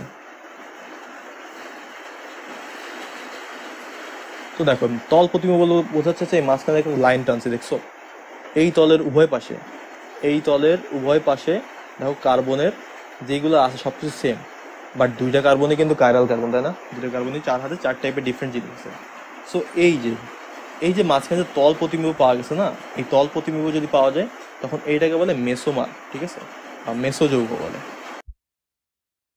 এখন আমরা যে ব্যাপারটা নিয়ে কথা বলবো সেটা হচ্ছে বেনজিন। হ্যাঁ, এতক্ষণ আমরা অ্যারোমেটিক দেখতেছিলাম। অবশ্য তোমার সমানতা অ্যারোমেটিক অ্যালিফেটিক দুইটাতেই কাজে লাগে, আর দুইটাতেই প্রযোজ্য। তো এখন আর কি আমরা একটু চাকরি যোগের দিকে যাব। অর্থপ্যারা নির্দেশক, এটা এক্সামে আসে, কখতে আসে। সো অর্থপড়া প্যারা নির্দেশকটা কি জিনিস? অর্থপ্যারা নির্দেশক হচ্ছে বেনজিনের যে প্রতিস্থাপক থাকে। আচ্ছা, বেনজিনকে এটা তো জানো, আমি একটু বেনজিন এঁকে দেখাই, ঠিক আছে? একটা, দুইটা, তিনটা, চারটা, পাঁচটা, ছয়টা। এটা একটা বেনজিন, তাই না? এটা একটা বেনজিন। এটা কি বেনজিন হয়েছে এখনো? না, একান্ত দ্বিবন্ধন থাকে। তার মানে এইখানে থাকবে না বন্ধন, কিন্তু এখানে থাকবে। এখানে থাকবে না, এখানে থাকবে, এখানে থাকবে না, এইখানে থাকবে। সো এটা একটা বেনজিন, সাথে প্রত্যেকটার সাথে একটা করে হাইড্রোজেন থাকবে। হ্যাঁ, আচ্ছা। তো এই বেনজিনে তোমার হচ্ছে একটা হাইড্রোজেন সরে গিয়ে, এই একটা হাইড্রোজেন সরে গিয়ে ওখানে একটা প্রতিস্থাপক আসে, তাই না? ওখানে একটা প্রতিস্থাপক আসে। প্রতিস্থাপক বলতে কি বুঝাইতেছি? প্রতিস্থাপক বলতে বোঝাইতেছি এরকম একটা কিছু, CH3 আসে বা OH আসে। হ্যাঁ, OH আসলে বলে ফেনল, CH3 আসলে বলে কি টলুইন। ধরো তোমার কাছে OH এসেছে, তো এই OH এসেছে তার মানে কি এটা একটা প্রতিস্থাপক। এখন দেখো বেঞ্জিনের সাথে উপস্থিত যে প্রতিস্থাপকগুলো আছে, এই প্রতিস্থাপকের গঠনে যদি একক বন্ধন থাকে, সাধারণত এদের গঠনে কি একক বন্ধন আছে না, তারা মোস্ট লাইকলি বেঞ্জিন চক্রকে সক্রিয় করে। বুঝতে পারছো? একক বন্ধন থাকলে বেঞ্জিন চক্রকে সক্রিয় করে। আচ্ছা, তার আগে কিছু জিনিস তোমার জানা দরকার, যে বেঞ্জিন চক্র এটাকে বলে 1 নাম্বার কার্বন, এটাকে বলে 2 নাম্বার কার্বন, এটাকে বলে 3 নাম্বার কার্বন, এটাকে বলে 4 নাম্বার কার্বন, এটাকে বলে 5 নাম্বার কার্বন, এটাকে বলে 6 নাম্বার কার্বন। এবং এগুলো হচ্ছে আধুনিক, যে 1 নাম্বার, 2 নাম্বার, 3 নাম্বার, এটা হচ্ছে আধুনিক। বাট আগে মানে একটু পিছিয়ে গেলে দেখা যাবে কি যে আসলে এদেরকে 1 নাম্বার, 2 নাম্বার বলা হইতো না তখন। তখন এটাকে বলা হইতো হচ্ছে অর্থ, এটাকে বলা হইতো মেটা, এটাকে বলা হইতো প্যারা। এটাকে কি বলা হইতো? এই অবস্থানটাকে 2 নাম্বার না বলে বলা হতো অর্থ। এই 3 নাম্বার অবস্থানটাকে 3 নাম্বার অবস্থান না বলে বলা হইতো মেটা। ঠিক আছে, মেটা অবস্থান। অ্যান্ড এটাকে বলা হইতো প্যারা, প্যারা। ঠিক আছে, তাহলে বলে এটাকে কি বলা হবে? এটাকে বলা হইতো মেটা। এটাকে কি বলা হইতো? এটাকে বলা হইতো অর্থ। কারণ 3 ডাইমেনশনালি আসলে তুমি এই পাশ দিয়ে 1 2 3 করণ যা, ওই দিক দিয়েও করা তাই। বাট আমরা নর্মালি মানে জেনারেল কেসে এই দিক দিয়ে নামকরণ করি, মানে 1 ডিগ্রি 2 ডিগ্রি 3 ডিগ্রি নামকরণ করি। আচ্ছা, তো অর্থ মেটা প্যারা, ঠিক আছে, এই পর্যন্ত তো বুঝতে পেরেছো। তো অর্থ প্যারা নির্দেশক কি জিনিস? আচ্ছা, বেঞ্জিন চক্রে যদি প্রতিস্থাপক থাকে, এই প্রতিস্থাপক হচ্ছে তোমার, যদি একক বন্ধন 2 বন্ধন থাকে, একক একক বন্ধন থাকে, হ্যাঁ, বেঞ্জিন চক্রে যদি একক বন্ধন থাকে, এরা যদি বেঞ্জিন চক্র সক্রিয় করে, বেঞ্জিন চক্র সক্রিয় করে, বেঞ্জিন চক্র সক্রিয় করে কিভাবে? বেঞ্জিন চক্র সক্রিয় করে, এরা বেঞ্জিন চক্রকে সক্রিয় করে, ঠিক আছে। বেঞ্জিন চক্রকে আরো সক্রিয় করতে পারে কারা? যাদের হচ্ছে তোমার মুক্ত জোড় ইলেকট্রন থাকে, ঠিক আছে, মুক্ত জোড় ইলেকট্রন থাকে, মুক্ত জোড় ইলেকট্রন থাকে। তো তারা হচ্ছে, সবার কিন্তু মুক্ত জোড় ইলেকট্রন থাকবে না, ঠিক আছে, সবার কিন্তু থাকবে না, কিন্তু যাদের থাকবে তারা আরো বেশি সক্রিয় করতে পারবে, ঠিক আছে, বেশি সক্রিয় করে। আচ্ছা, তাদেরকে আমরা বলি অর্থপ্যারা নির্দেশক। তাহলে বেঞ্জিন চক্র একটা প্রতিস্থাপক, যারা বেঞ্জিন চক্রকে সক্রিয় করে, একক বন্ধন দিয়ে তৈরি এবং মুক্ত জোড় ইলেকট্রন থাকে, তাদেরকে কি বলি আমরা? অর্থপ্যারা নির্দেশক, ঠিক আছে। আচ্ছা, অর্থপ্যারা নির্দেশক বলতে কি বুঝাইতেছি? কি অর্থপ্যারা নির্দেশক মানে বুঝাইতেছি এটা যে বেঞ্জিন চক্রে যারা অর্থপ্যারা নির্দেশক, ধরো OH, এরা ছাড়া বাইরে থেকে যদি অন্য একটা প্রতিস্থাপক আসে, যারা বেঞ্জিন চক্রকে প্রতিস্থাপন বিক্রিয়ার মাধ্যমে যুক্ত হতে চায়, তাদেরকে তারা অর্থ অথবা প্যারা অবস্থানে পাঠায় দেয়। এর মানে কি হয়? এর মানে হচ্ছে যে বেঞ্জিন চক্রে, আচ্ছা তুমি একটু পরে রেজোন্যান্স শেখাবো, রেজোন্যান্স শেখার পরে এটা আরো ভালো করে বুঝবে। এই যে বেঞ্জিন চক্রে অর্থপের অবস্থান আছে না, ধরো এই যে এটি কি অর্থ, এটা মেটা, এটা প্যারা, অর্থপের অবস্থান। তো আমি ধরো এখানে একটা প্রতিস্থাপক অ্যাড করেছি, সেটা হচ্ছে CH3। CH3 একটা অর্থপের নির্দেশক। এখন যদি বাইরে থেকে ধরো ক্লোরিন এসেছে, ঠিক আছে, ক্লোরিন এসেছে, ক্লোরিন এখন কি কোথায় অ্যাড হবে বলো? ক্লোরিন এখানে কি এখানে অ্যাড হবে? ক্লোরিন গিয়ে কি এখানে অ্যাড হবে নাকি এখানে অ্যাড হবে? এটা অর্থ অবস্থান, এটা মেটা অবস্থান, এটা প্যারা অবস্থান। তো যেহেতু বেঞ্জিন চক্রের সঙ্গে প্রতিস্থাপকে আমাদের হচ্ছে অর্থপ্যারা নির্দেশক আছে, তার মানে এই অর্থ এবং প্যারা অবস্থানে গিয়ে যোগ হবে। বুঝতে পারতেছো? তার মানে আমার রিয়াকশনটা হবে হচ্ছে এরকম, যে CH3, এই যে অর্থ অবস্থানে ক্লোরিন, প্যারা অবস্থানে ক্লোরিন, এই অর্থ অবস্থানে ক্লোরিন। এটা একবারে হয় না, কয়েক ধাপে হয়, বাট আমি তোমাকে জাস্ট বুঝাইলাম যে অর্থ অ্যান্ড প্যারা অবস্থানে বুঝবে। সো অর্থ প্যারা ইন্ডিকেটর কারা কারা আছে? অর্থ প্যারা ইন্ডিকেটর হচ্ছে আর অ্যালকাইল মূলকগুলো আছে, তারপর আছে হচ্ছে তোমার OH আছে, হ্যাঁ OH আছে, তারপর আছে NH2 আছে, এই অর্থ প্যারা ইন্ডিকেটর, অ্যান্ড সব প্রকার হ্যালোজেন আছে, কারণ হচ্ছে এদের সবার অনেক বেশি ইলেকট্রন থাকে, ঠিক আছে। আচ্ছা, এখন যাবো যেটা, সেটা হচ্ছে মেটা নির্দেশক। তো মেটা নির্দেশক কি জিনিস? আহ বুঝতে পারছো, অর্থ প্যারা নির্দেশকের মতোই, ওটা অর্থ এবং প্যারা অবস্থান নির্দেশ করে। এটা হচ্ছে মেটা অবস্থান নির্দেশ করে। মেটা অবস্থান কোনটা? এই যে অবস্থানটা মেটা অবস্থান, তাই না? তাহলে মেটা অবস্থান নির্দেশ করবে। তাহলে মেটা নির্দেশক কারা? মেটা নির্দেশক হচ্ছে প্রতিস্থাপক। প্রথম হচ্ছে এরা প্রতিস্থাপক, এরা প্রতিস্থাপক, হ্যাঁ। এদের বন্ধনে দ্বিবন্ধন, দ্বিবন্ধন বা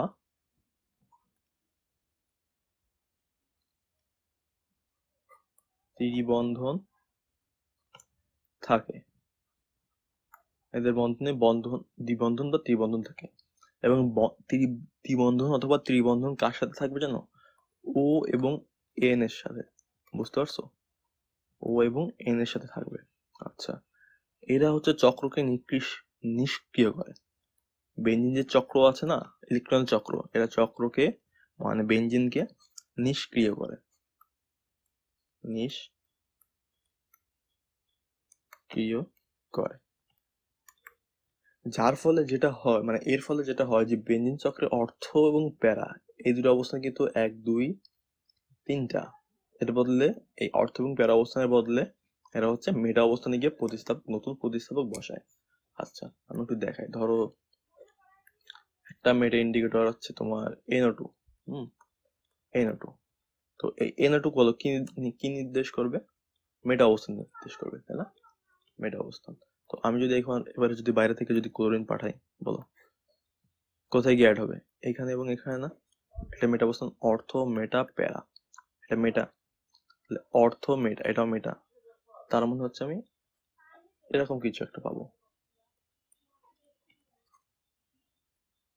ক্লোরিন, এখানে ক্লোরিন।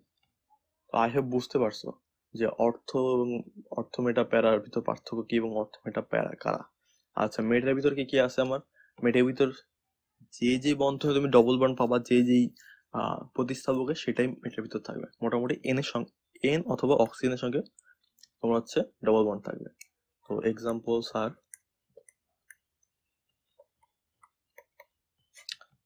এর ভিতর যেটা যেটা আছে সেটা হচ্ছে তোমার NO2, SO3H, সালফোনিক অ্যাসিড, তারপরে CHO, COOH, হ্যাঁ, এগুলাই আছে তোমার। তাই CN, সায়ানাইড, হ্যাঁ। আচ্ছা, এবার যাবো হচ্ছে রেজোন্যান্স। এবার আসল জিনিস রেজোন্যান্স। তো রেজোন্যান্সটা কি? তো শুনে রাখো তোমরা, যে আমরা আসলে জৈব যৌগের অণুগুলোর প্রত্যেকটার ধর্মকে আমরা গাঠনিক সংকেত, আণবিক সংকেত দিয়ে ব্যাখ্যা করতে পারি না। বুঝতে পারছো? প্রত্যেকটা ধর্মকে আমরা গাঠনিক এবং আণবিক সংকেতে ব্যাখ্যা করতে পারি না। মাঝে মাঝে দেখা যায় কি, এদের ভিতর কোনো পরমাণুর স্থানান্তরণ ঘটে না, ঠিক আছে। যেমন টোটোমারিজমে দেখেছিলাম নতুন নতুন যৌগ তৈরি হয়, নতুন নতুন আইসোমারিজম বা সমাণু তৈরি হয়। বাট রেজোন্যান্সের ব্যাপারটা কি, এখানে কোনো পরমাণুর এক্সচেঞ্জ হয় না। তাহলে এখানে কিসের এক্সচেঞ্জ হয়? এখানে হয় দেখা যায় কি, এখানে হচ্ছে তোমার ইলেকট্রনের এক্সচেঞ্জ হয়। ইলেকট্রনের এক্সচেঞ্জের কারণে নতুন নতুন ধর্ম প্রকাশ পায়, বুঝতে পারছো?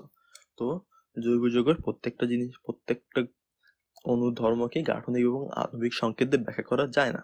তো এদের কি দিয়ে ব্যাখ্যা করা লাগে? এদের ব্যাখ্যা করা লাগে ইলেকট্রনের স্থানান্তরণ দিয়ে, বুঝতে পারছো? ইলেকট্রনের স্থানান্তরণ দিয়ে ব্যাখ্যা করা লাগে, ব্যাখ্যা করা লাগে, ঠিক আছে। যেমন তোমার একটা এক্সাম্পল দেওয়া যেতে পারে, এটা C double bond O H. দেখো এই অক্সিজেনটা, উপরে যে অক্সিজেনটা আছে, এটা কি, এটা একটু বেশি তড়িৎ ঋণাত্মক না? তো এই যদি ইলেকট্রনের দিকে টান দেয়, যেহেতু তড়িৎ ঋণাত্মক, তাহলে বলো কার্বনের মাথায় কি পজিটিভ সাইন তৈরি হবে না? কার্বন তো 3টা হাত লাগবে। তখন দেখা যাবে কি, এই যে অক্সিজেনটা আছে, এই অক্সিজেনটা এই হাইড্রোজেন থেকে তোমার ইলেকট্রনটা নিজের দিকে টেনে নেবে। যদি ইলেকট্রনটা নিজের দিকে টেনে নেয়, তখন অক্সিজেনের মধ্যে 2টা ইলেকট্রন, সেই ইলেকট্রনটা আবার এখানে গিয়ে চলে যাবে। আচ্ছা তুমি দেখো কি হয়। এই যে প্রথম ধাপ, হ্যাঁ, সি, এখানে তো ডবল বন্ড, এখানে হবে একটা বন্ড, এখানে হবে একটা বন্ড, সো এখানে হচ্ছে ও নেগেটিভ, ঠিক আছে। যখন এখানে হয়ে গেছে, তখন এই অক্সিজেনের এখানে ডবল বন্ড তৈরি হবে, এই যে, কারণ এই অক্সিজেনটাও তোমার এখান থেকে নিয়ে নেবে, এবং সাথে কি পড়ে থাকবে, একটা এইচ প্লাস। এইচ প্লাস মানে কি, একটা প্রোটন। এই প্রোটনের কাছ থেকে 2টি ইলেকট্রন সে নিয়ে এখানে ডবল বন্ড তৈরি করবে। তো দেখো এটা একটা অ্যাসিড না, এটা এটা একটা অ্যাসিড, জৈব অ্যাসিড। তো জৈব অ্যাসিড আছে C double H, C double H, যারা জানো না তাদের জন্য। তো সি ডাবল এইচ এ দেখো এখানে একটা পজিটিভ চার্জ সৃষ্টি হচ্ছে, আর এখানে পুরো নেগেটিভ চার্জ সৃষ্টি হচ্ছে। তো এখানে আসলে কি হচ্ছে, ওইখানে তো নেগেটিভ চার্জ তৈরি হবে না। কেন তৈরি হবে না? কারণ হচ্ছে এখানে ডবল বন্ড তৈরি করে ফেলেছে অলরেডি অক্সিজেন। তো অক্সিজেন আসলে এক্সট্রা ইলেকট্রন নিয়ে বসে থাকবে না। তো যেটা বলতে চাইতেছি সেটা হচ্ছে যে, এই যে আমরা রেজোন্যান্সের মাধ্যমে, এটা একটা রেজোন্যান্স, যে ইলেকট্রনের ফ্লোহের কারণে আমার যেই জৈব অ্যাসিড আছে, জৈব অ্যাসিডটা, যে জৈব অ্যাসিডটা আছে, সেই জৈব অ্যাসিডটা অ্যাসিডিক ধর্ম প্রকাশ করতেছে। তো এটা ব্যাখ্যা করার উপায় কি, ইলেকট্রনের স্থানান্তরণ। তো রেজোন্যান্সের মূলত কাহিনী হচ্ছে ওটা, ঠিক আছে। তো রেজোন্যান্স কি জিনিস? রেজোন্যান্স হচ্ছে তোমার ইলেকট্রনের স্থানান্তরণের কারণে যে নতুন নতুন বৈশিষ্ট্য পাওয়া যায়, সেই নতুন নতুন বৈশিষ্ট্যের জন্য আমরা যে যৌগগুলো পাই সেটা হচ্ছে রেজোন্যান্স, ঠিক আছে। তো রেজোন্যান্স হচ্ছে তোমার এটা। আচ্ছা আমি এটা বলবো না, রেজোন্যান্স হচ্ছে, ও আচ্ছা বলেই যাই তাহলে। রেজোন্যান্স হচ্ছে তোমার আবেশীয় ফল, হ্যাঁ, আবেশীয় ফল প্লাস মেসোমারিক ফলের যোগফল, মেসোমারিক ফলের যোগফল। আচ্ছা, তো এখন আমরা আবেশীয় ফলটা শিখবো। আবেশীয় ফলটা কি জিনিস? আবেশীয় ফল হচ্ছে তোমার সিগমা বন্ধন পোলারিত করার ধর্ম, ঠিক আছে। সিগমা বন্ধন, আমি কিন্তু ইজি ভাষা শেখাচ্ছি, ঠিক আছে। পোলারিত করার ধর্ম। তো সিগমা বন্ধন পোলারিত করার ধর্ম বলতে কি বুঝাইতেছি, সেটা হচ্ছে যে, ধরো তোমার কাছে কোনো প্রতিস্থাপক আছে, প্রতিস্থাপকে যদি ওই প্রতিস্থাপকের সিগমা বন্ধন থাকে, সিগমা বন্ধনের মাধ্যমে যদি যুক্ত থাকে, এবং প্রতিস্থাপক যদি সিগমা বন্ধনকে পোলারিত করে, তাহলে যে ফলটা পাওয়া যায় সেটাকে বলে আবেশীয় ফল, ঠিক আছে। আমি একটা এক্সাম্পল দিই। ধরো তোমার কাছে একটা বেঞ্জিন আছে, বেঞ্জিনের সঙ্গে OH যুক্ত আছে। এখন বলো এই প্রতিস্থাপকের ভিতরে এই যে একটা মাঝখানে সিগমা বন্ধন আছে, এখন বলো সিগমা বন্ধন কার দিকে বেশি যাবে? তুমি চিন্তা করে বলো, উপরের দিকে যাবে? সিগমা বন্ধনটা পোলারিত হবে কোন দিকে? পোলারিত হওয়া বলতে হচ্ছে ইলেকট্রন কোন দিকে বেশি থাকবে, ইলেকট্রনের ফ্লোটা বেশি থাকবে মানে অক্সিজেনের দিকে, কারণ অক্সিজেন হচ্ছে আমার বেশি তড়িৎ ঋণাত্মক। তো অক্সিজেনটা বিট নেগেটিভ হবে, আর পুরো বেঞ্জিন চক্রের এই কার্বনটা বিট পজিটিভ হবে। তো এটাকে বলে আবেশীয় ফল, ঠিক আছে। যে সিগমা বন্ধনটা একটু পোলারিত হয়।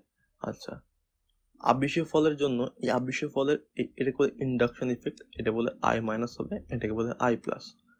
ঠিক আছে? আচ্ছা, সিগমা বন্ধন পোলারিত হওয়ার ধর্মকে বলা হয় আবেশীয় ফল।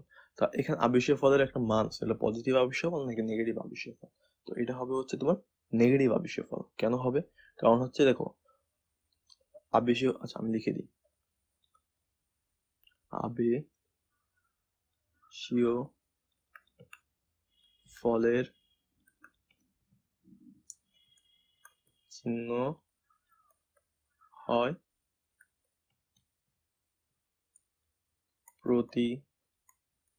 প্রতিস্থাপকের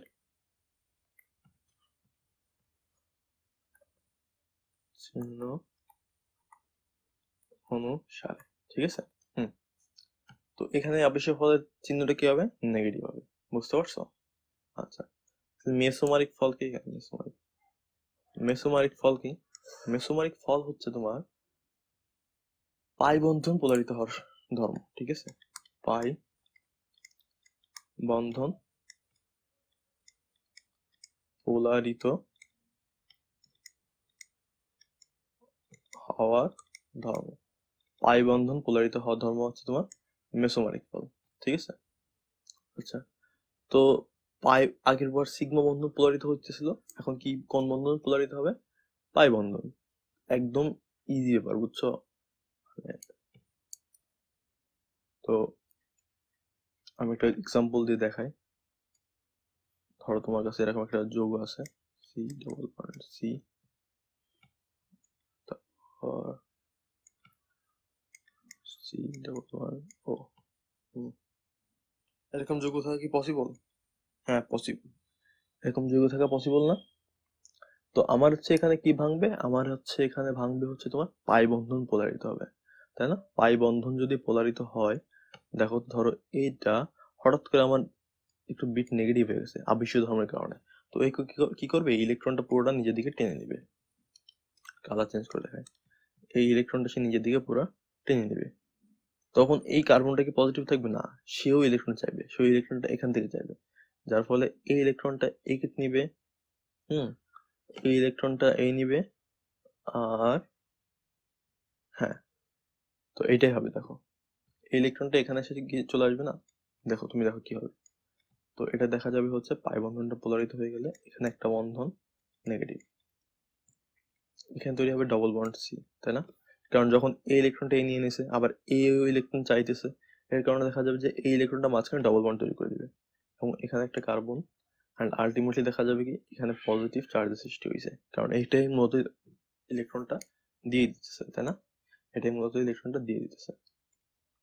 তাহলে বলো এখানে মেসোমারিক ফল এখানে দুইটা আছে, একটা আছে নেগেটিভ মেসোমারিক ফল, একটা আছে পজিটিভ মেসোমারিক ফল। এই যে এটা হচ্ছে নেগেটিভ মেসোমারিক ফল, হ্যাঁ, আর এটা হচ্ছে তোমার পজিটিভ মেসোমারিক ফল। তো এখানে বলো কোনটা, এখানে কোনটা ধরবো আমরা? মেসোমারিক ফল এই যে এখানে যে মেসোমারিক ফলটা দেখা গিয়েছে, এটা কি হবে? নেগেটিভ মেসোমারিক ফল নাকি পজিটিভ মেসোমারিক ফল?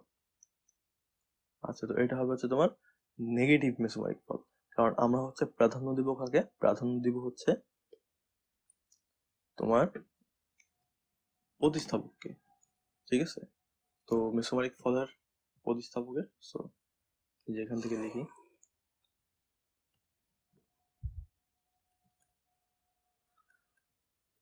মেসোমারিক ফল।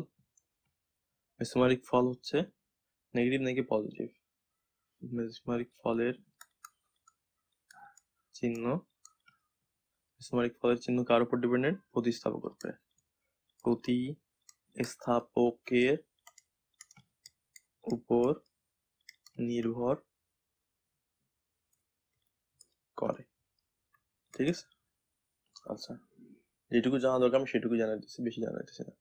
তো আমরা ফেনলের রেজোন্যান্সটা দেখবো।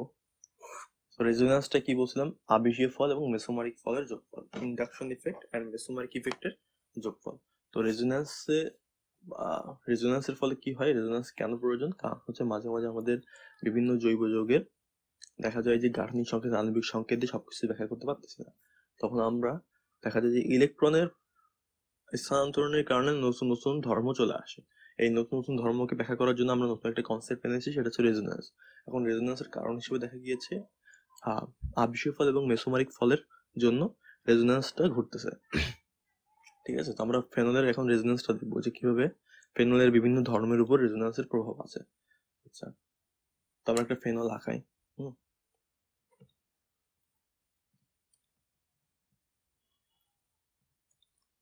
ফেনল আঁকাই।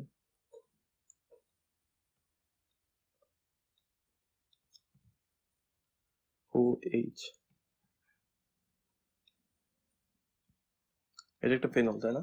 আচ্ছা, ফেনলে বলো, ফেনলে হচ্ছে আমি আগেবার দেখাচ্ছিলাম ফেনলের ইন্ডাকশন ইফেক্ট হয় নেগেটিভ। কেন? ফেনলে যেই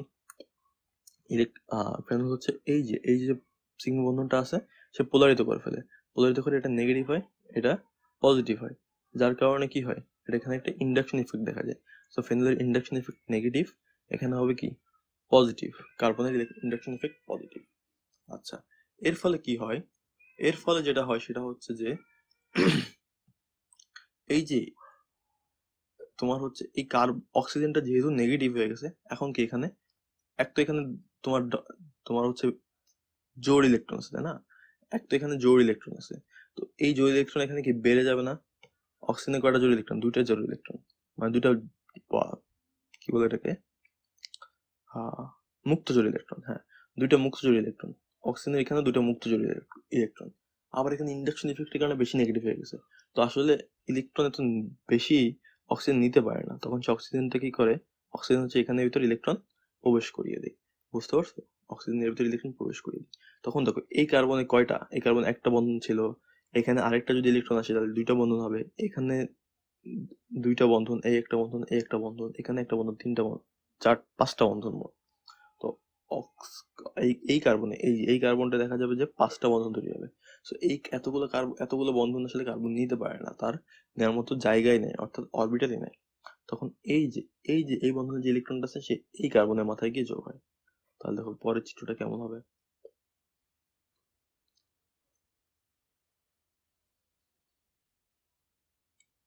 এখানে ডবল বন্ড ও, আচ্ছা, কার্বন যে এইচ, তাহলে বলো এখানে অক্সিজেনের মধ্যে কি তৈরি হবে? পজিটিভ সৃষ্টি হবে না? পজিটিভ, কারণ এখানে পাই বন্ধনকে সে কি পাই বন্ধন তৈরি করেছেই, পজিটিভ চার্জের সৃষ্টি হচ্ছে, তার মানে এটা কি মেসোমারিক ফল, কি হবে? পজিটিভ হবে। বুঝতেছো? এখানে পজিটিভ পজিটিভ সৃষ্টি হবে না, কারণ হচ্ছে যে ইলেকট্রন দিয়ে দিয়েছে দুইটা।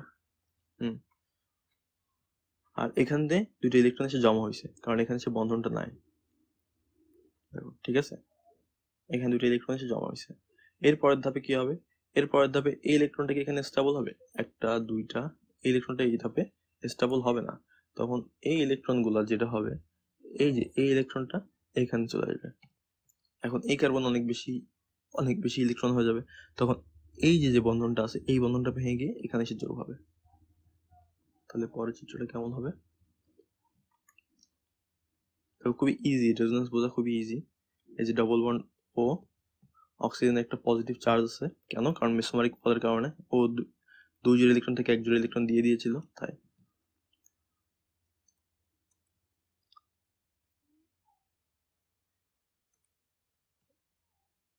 এই জোড়, তাহলে এখানে জোড় ইলেকট্রন থাকবে, এই, হ্যাঁ, এই কার্বনও জোড় ইলেকট্রনটা নিজের কাছে রাখতে পারবে না, সো এই কি করবে, এও সেম কাহিনী করবে, এইখানে ঢুকাই দেবে ইলেকট্রনটা। হ্যাঁ, এই যে বন্ধনটা আছে, এই হচ্ছে এই কার্বনকে তার নিজস্ব ইলেকট্রন দিয়ে দিবে। তাহলে পরের চিত্রটা কেমন হবে?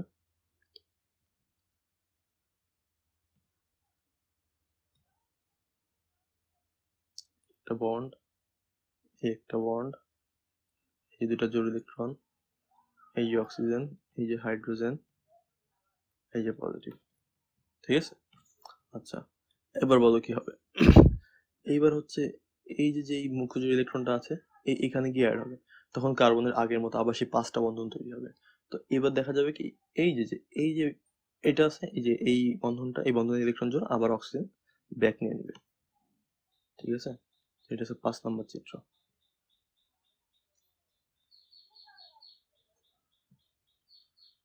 একটু জায়গা বেশি নিয়ে ফেলেছি। বসো তো। একটা জিনিস খেয়াল করো, বেনজিনে দেখো আমি এখানে শুরু করেছিলাম বাম পাশের থেকে বন্ধন, দেখো ডান পাশে, অর্থাৎ বন্ধন ঘুরে গেছে, তাই না? এন্ড এটা কন্টিনিউয়াসলি হইতে থাকবে, এটা কন্টিনিউয়াসলি হইতে থাকবে। তো এটাই হচ্ছে রেজোন্যান্স, যে এখানে যে ইলেকট্রনটা আছে, এই যে বেঞ্চ চক্রে যে ইলেকট্রন এগুলো ছিল এর ভিতরে, কন্টিনিউয়াসলি ঘুরতেছে, তাই না? কন্টিনিউয়াসলি এভাবে ঘুরতে থাকবে, ঘুরতে থাকবে, ঘুরতে থাকবে। তো এর জন্য বলা হয় চাকরিক যৌগ। না, এর জন্য চাকরিক যৌগ বলা হয় না।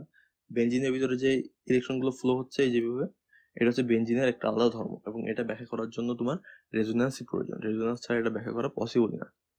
বুঝতে পারছো? হ্যাঁ, এটা অনেক বেশি ইম্পর্টেন্ট।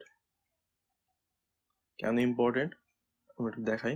তো এটা 1 নাম্বার চিত্র দিলাম, এটা 2 নাম্বার চিত্র দিলাম, এটাকে দিলাম আমি 3 নাম্বার চিত্র, এটাকে দিলাম 4 নাম্বার চিত্র, এটাকে দিলাম 5 নাম্বার চিত্র। আচ্ছা, এখানে একটা জিনিস খেয়াল করো, সেটা হচ্ছে যে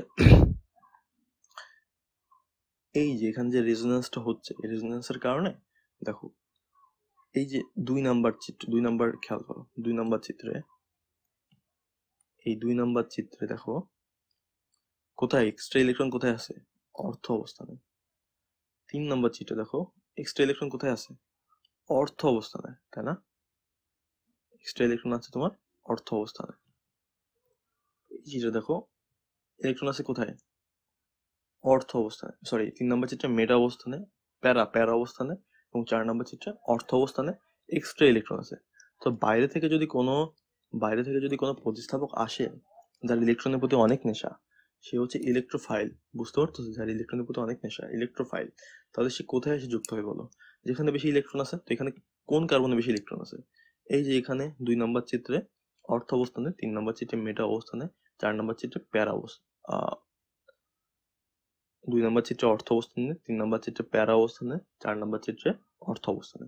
সো এই 3টে অবস্থানে অনেক বেশি ইলেকট্রন থাকায় যে ইলেকট্রোফাইল গুলো আছে সেগুলো এসে কোথায় যুক্ত হবে? অর্থ এবং প্যারা অবস্থানে। এর জন্য ফেনলের OH যেটা আছে ওটা একটা অর্থ প্যারা নির্দেশক। বুঝতে পারতেছো? আচ্ছা, তো আমরা ব্যাখ্যা করতে পারবো যে কেন এটা অর্থ প্যারা নির্দেশক, কেন ফেনল অর্থ প্যারা নির্দেশক।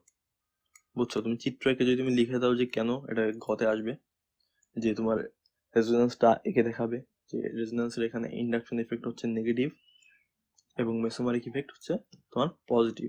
এটা প্রথমে বলবে। হুম এটা বলার পরে তারপরে বলবে হচ্ছে যে রেজোন্যান্সটা এঁকে দেখাবে। এঁকে দেখানোর পর তুমি 2 নম্বর বলবে যে 2, 3 এবং 4 নাম্বার চিত্রে আমরা দেখতে পাচ্ছি অর্থ এবং প্যারা অবস্থানে আমার ইলেকট্রনের আধিক্য থাকবে। এর কারণে ইলেকট্রোফাইল গুলো কোথায় এসে যুক্ত হবে? অর্থ এবং প্যারা অবস্থানে। তাই ফেনল একটি অর্থ প্যারা নির্দেশক। এরপর আরো আসে যে ফেনল কেন তোমার হচ্ছে অ্যাসিডিক হয়। এখানে দেখো, এখানে 3 নাম্বার চিত্র খেয়াল করো, 2 নাম্বার, 3 নাম্বার চিত্র, 4 নাম্বার চিত্র খেয়াল করো। দেখো যে অক্সিজেনের কয়টা বন্ধন আছে? দেখো তো 3টে বন্ধন আছে না? আসলে কিন্তু 3টে বন্ধন থাকে না এখানে। আসলে 3টে বন্ধন থাকে না। আসলে যেটা হয় সেটা হচ্ছে যে এই যে হাইড্রোজেনটা ভেঙে এই হাইড্রোজেনটা এখানে থাকে না। বুঝছো? হাইড্রোজেনটা এখানে H+ হিসেবে থাকে। ঠিক আছে? H+ হিসেবে থাকে কিন্তু হাইড্রোজেনটা। তো যখনই সুযোগ পায় হাইড্রোজেন, তখনই সে অ্যাসিডিক, মানে বেসিক কোনো মিডিয়ামে সে অ্যাসিডিক, মানে অ্যাসিডিক ধর্ম প্রকাশ করে বেসিক কোনো মিডিয়ামে। বাট মিডিয়ামটা যদি বেসিক নাই হয়, তখন এই হাইড্রোজেনটা ভেঙে গিয়ে কোনো লাভ নাই। লাস্টে যখন অক্সিজেনের দরকার হবে হাইড্রোজেনকে, তখন সে অটোমেটিক্যালি যুক্ত হয়ে যাবে। বুঝতে পারছো? আচ্ছা, এর জন্য ফেনল তোমার একটু অ্যাসিডিক হয়। আচ্ছা, NO2 এর রেজোন্যান্স, এটার নাম জানি কি ছিল? NO2 এর নাম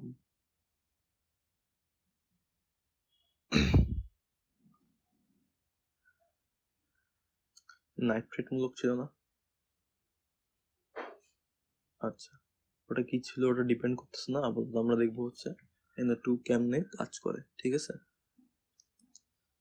NO2 কেমনে কাজ করে এটা দেখবো। আচ্ছা, আমি একটু চিত্র আঁকাই।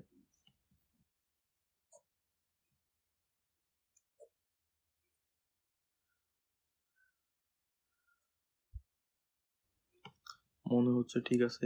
N ডাবল বন্ড, ঠিক আছে, তাই না? ঠিক আছে না? আচ্ছা, এখানে যেটা হবে সেটা হচ্ছে N একটু তড়িৎ ঋণাত্মক হবে, তাই না? তড়িৎ ঋণাত্মক হওয়ার কারণে কি হবে? ইন্ডাকশন ইফেক্ট নেগেটিভ হবে। তার মানে আমার যে চক্র আছে, চক্রের ইন্ডাকশন ইফেক্ট একটু পজিটিভ হবে। তো দেখো এখানে ইলেকট্রন এখানে কি বেশি হয়ে গেছে না? এখানে নাইট্রোজেন এত বেশি ইলেকট্রন রাখতে পারবে না, যার ফলে যেটা হবে যে এই যে অক্সিজেনটা এই পাই বন্ধনকে সে কি করবে? পাই বন্ধনকে সে ভেঙে দিবে, অথবা পাই বন্ধনের উপর সে পোলারিত করবে। পাই বন্ধনকে যখন পোলারিত করা হয় তখন সেটাকে বলা হয় কি? সেটাকে বলা হয় হচ্ছে মেসোমারিক ফল। সো এই পাই বন্ধনটাকে সে ভেঙে নিজের কাছে নিয়ে নেবে। ঠিক আছে, আমি একটু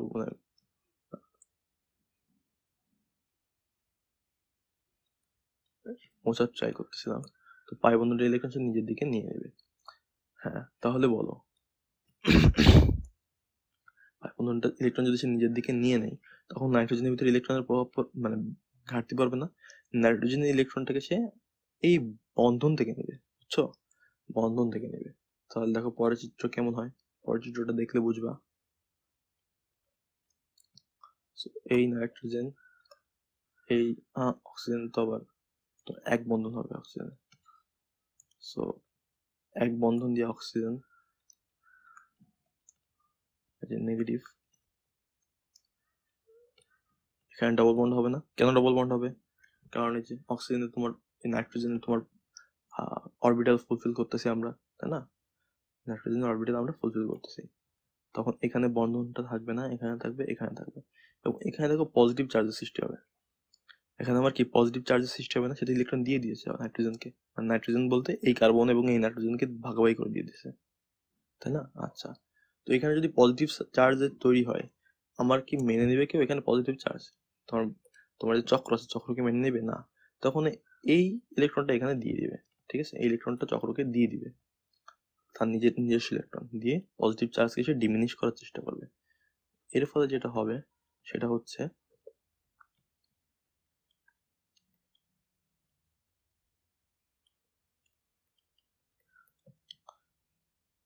এই যে এই ইলেকট্রনটা যখন এখানে দিবে তখন এখানে একটা ইসের তৈরি হবে, বন্ধন তৈরি হবে। এবং এই যে গেছে, এটা কার গেছে? যার ইলেকট্রন গেছে সে কার গেছে? তার এখান থেকে গেছে না? তো এর পজিটিভ চার্জ সৃষ্টি হবে। এই দেখো মাত্র 3টা বন্ধন আছে, তাহলে আরেকটা ইলেকট্রন কই গেছে? 3টা বন্ধন মানে হচ্ছে এখানে একটা আছে, এখানে একটা বন্ধন, আর একটা হাইড্রোজেনের সঙ্গে। তার মানে এখানে পজিটিভ চার্জের সৃষ্টি হবে। এর পরের চিত্র কেমন হবে দেখো।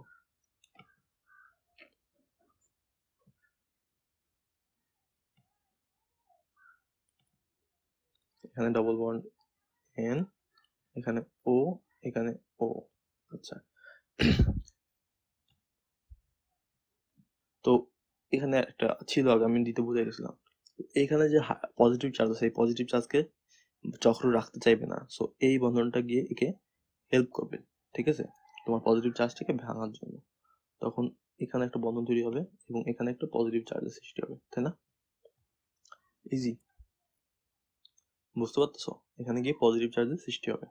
তাহলে বলো এখানে যখন পজিটিভ চার্জের সৃষ্টি হয়েছে, এ কি মেনে নেবে? চক্রকে মেনে নেবে না। তাহলে এবার বলো কোথা থেকে আসবে? আসবে হচ্ছে এবার হচ্ছে তোমার যেখান থেকে আসবে সেটা হচ্ছে যে এই যে এই যে এই যে এটা আছে তোমার, এই যে বন্ধন, যে ইলেকট্রন জোড় আছে, ইলেকট্রন বন্ধনের ইলেকট্রন জোড়, তারা এখানে এসে একে ডিমিনিশ করার চেষ্টা করবে, বুঝতে পারতেছো? আচ্ছা, একে যদি এখানে ডিমিনিশ করার চেষ্টা করে, এই অক্সিজেনের কাছে কয়টা ইলেকট্রন ছিল?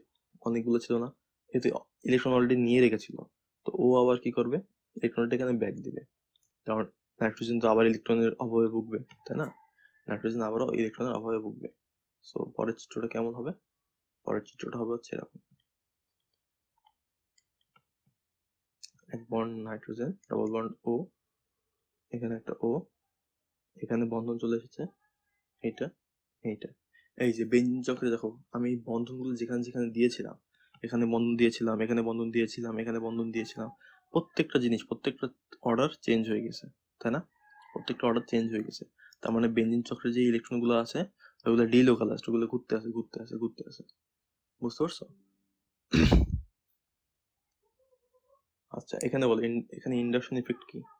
এখানে ইন্ডাকশন ইফেক্ট নেগেটিভ, কারণ প্রতিস্থাপকে আমার ইন্ডাকশন ইফেক্ট নেগেটিভ পাওয়া গিয়েছে, তাই না? প্রতিস্থাপকে ইন্ডাকশন ইফেক্ট নেগেটিভ পাওয়া গিয়েছে। তাহলে বলো এখানে প্রতিস্থাপক, এখানে ইন্ডাকশন ইফেক্ট নেগেটিভ পাওয়া পাওয়া যাওয়ার কারণে এখানে ইন্ডাকশন ইফেক্টটা নেগেটিভ, ঠিক আছে? আচ্ছা, মেসোমারিক ইফেক্টটা কি হবে? মেসোমারিক ইফেক্টটাও নেগেটিভ হবে। কারণ কি? দেখো আমার প্রতিস্থাপক এখানে একটা নেগেটিভ চার্জের সৃষ্টি হইতেছে। পুরো প্রতিস্থাপকে দেখো একটা নেগেটিভ চার্জের সৃষ্টি হইতেছে, জাস্ট এখানে না, পুরো প্রতিস্থাপক ওই একটার জন্য। তাহলে মেসোমারিক ফলটাও নেগেটিভ হবে, দুইটাই নেগেটিভ নেগেটিভ হবে। আচ্ছা, এইবার হচ্ছে কিছু কোশ্চেন থাকে যে না NO2 মানে আমি বারবার এই মূলকটার নাম ভুলে যাচ্ছি কেন? NO2 এই মূলকটার নাম কি ছিল? মাঝে মাঝে একটু এরকম হয়, বুঝছো, উল্টো পাল্টা জিনিস ভুলে যায়, মাঝে মাঝে একটু এরকম হয়।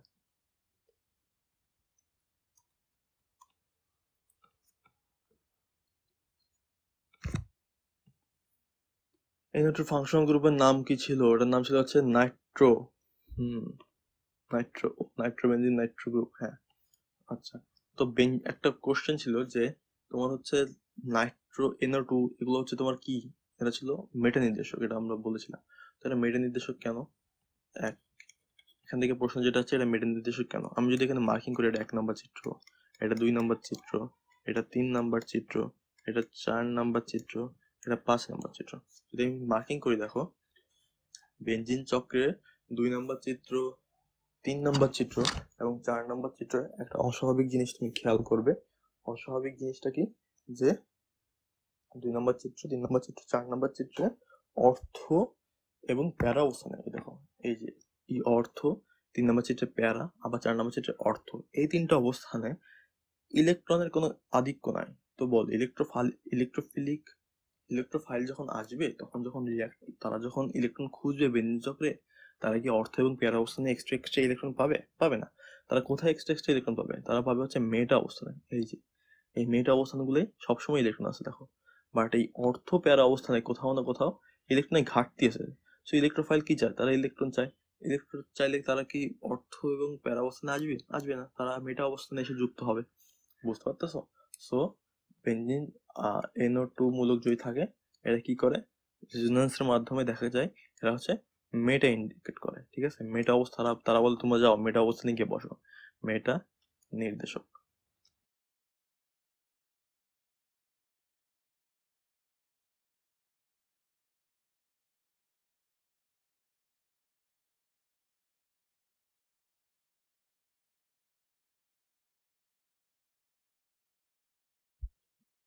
তো এখন আমরা যেটা দেখবো সেটা হচ্ছে যে বেনজিনের ইলেকট্রোফিলিক প্রতিস্থাপন বিক্রিয়া।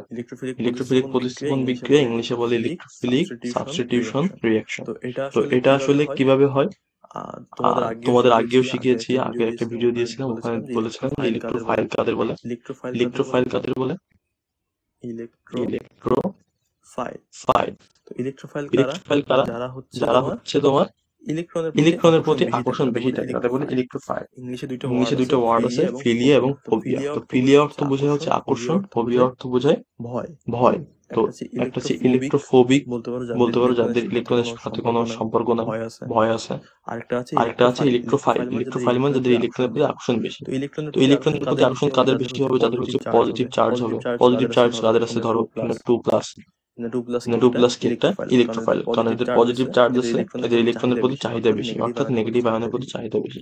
তারপরে কি থাকতে পারে? এটা 3 থাকতে পারে, একটি ইলেকট্রোফাইল। ঠিক আছে, H+, এর ইলেকট্রনের প্রতি অনেক চাহিদা আছে, তো এটা একটা ইলেকট্রোফাইল। তো বেনজিনে ইলেকট্রোফিলিক প্রতিস্থাপন বিক্রিয়া দেখা যায়। কেন দেখা যায়? কারণ বেনজিনের যে চক্রটা আছে, আমরা অলরেডি দেখেছি ওখানে রেজোনেন্স তৈরি হয়, রেজোনেন্সের কারণে বেনজিনের চক্রে বিভিন্ন জায়গায় কি হয়? বেশি বেশি ইলেকট্রন, নেগেটিভ চার্জের সৃষ্টি হয়, বেশি বেশি ইলেকট্রনের আধিক্য দেখা যায়। একটু আগে দেখিয়েছিলাম বেশি বেশি যে অর্থ, মেটা, অর্থ এবং প্যারা অবস্থানগুলোয় বেশি বেশি ইলেকট্রনের সৃষ্টি হয় রেজোনেন্সের কারণে, এবং চক্রের ভিতরে ইলেকট্রন গুলো ঘুরতে থাকে, সেখানে ইলেকট্রনের আধিক্যতা দেখা যায়। এই কারণে দেখা যায় যে এই ইলেকট্রোফাইল গুলা বেনজিন চক্রকে আক্রমণ করে। ঠিক আছে, আক্রমণ করে এই ইলেকট্রন গুলো নেশায়, এবং দেখা যায় এরা প্রতিস্থাপন বিক্রিয়া করে, হাইড্রোজেনকে সরিয়ে দিয়ে নিজেরা ওখানে বসে যায়। এই জন্য একে বলে বেনজিনের ইলেকট্রোফিলিক প্রতিস্থাপন বিক্রিয়া। কারণ আক্রমণকারী বিকারক হিসেবে কারা আসে? ইলেকট্রোফাইল আসে। এই জন্য এটাকে বলে বেনজিনের ইলেকট্রোফিলিক প্রতিস্থাপন বিক্রিয়া। তো এখন আমরা যেটা শিখবো সেটা হচ্ছে যে ইলেকট্রোফিলিক প্রতিস্থাপন বিক্রিয়া কত ধাপে হয়, আমরা সেটা প্রথমে শিখবো। হ্যাঁ, ইলেকট্রোফিলিক প্রতিস্থাপন বিক্রিয়া হয় 3 ধাপে। এটা এক্সামে আসে, তার জন্য শেখাচ্ছি। ইলেকট্রোফিলিক প্রতিস্থাপন বিক্রিয়া হয় 3 ধাপে। প্রথম ধাপে হচ্ছে ইলেকট্রোফাইল তৈরি হবে। ফাইল তৈরি হয়, ইলেকট্রোফাইল তৈরি হয়। দ্বিতীয় ধাপে কি হবে? দ্বিতীয় ধাপে হচ্ছে এই ইলেকট্রোফাইলগুলা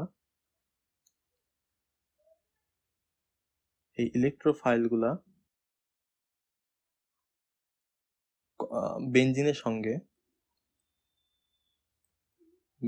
সাথে কমপ্লেক্স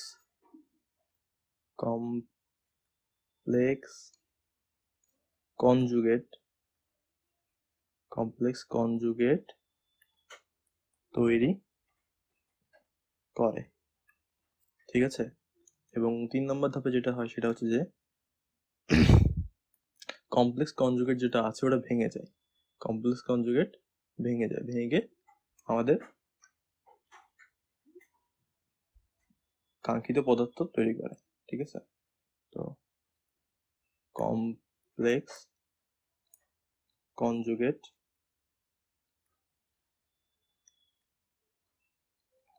দ্রুত গতিতে ভেঙে যায়, এটা দ্রুত গতিতে ভাঙে, ঠিক আছে, এবং আমাদের কাঙ্ক্ষিত পদার্থ তৈরি করে।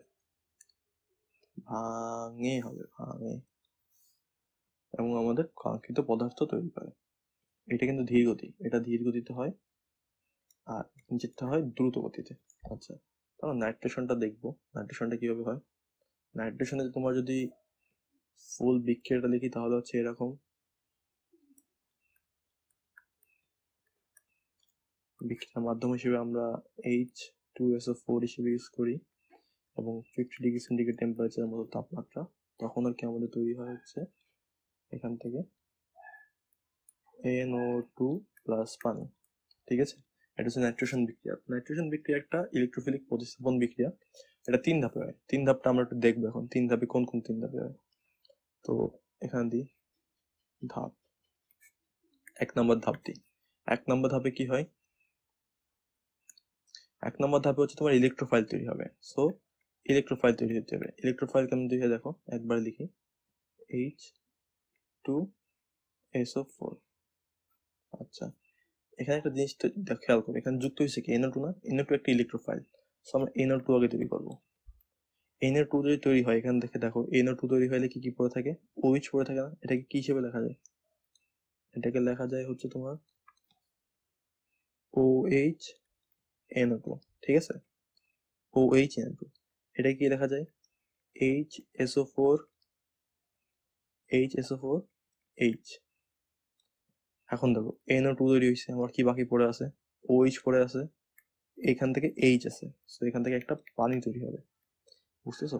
এই দুটো OH এবং H মিলে পানি তৈরি হবে, এবং বাকি যেটা পড়ে থাকবে এটা নেগেটিভ, এটা পজিটিভ। সো একটা নেগেটিভ আয়নের HSO4 মাইনাস। এটা হচ্ছে আমার প্রথম ধাপটা। প্রথম ধাপে আমার ইলেকট্রোফাইল তৈরি হয়। দ্বিতীয় ধাপে কি হয়? দ্বিতীয় ধাপে কমপ্লেক্স কনজুগেট তৈরি করে। এটা ধীর গতিতে হয়।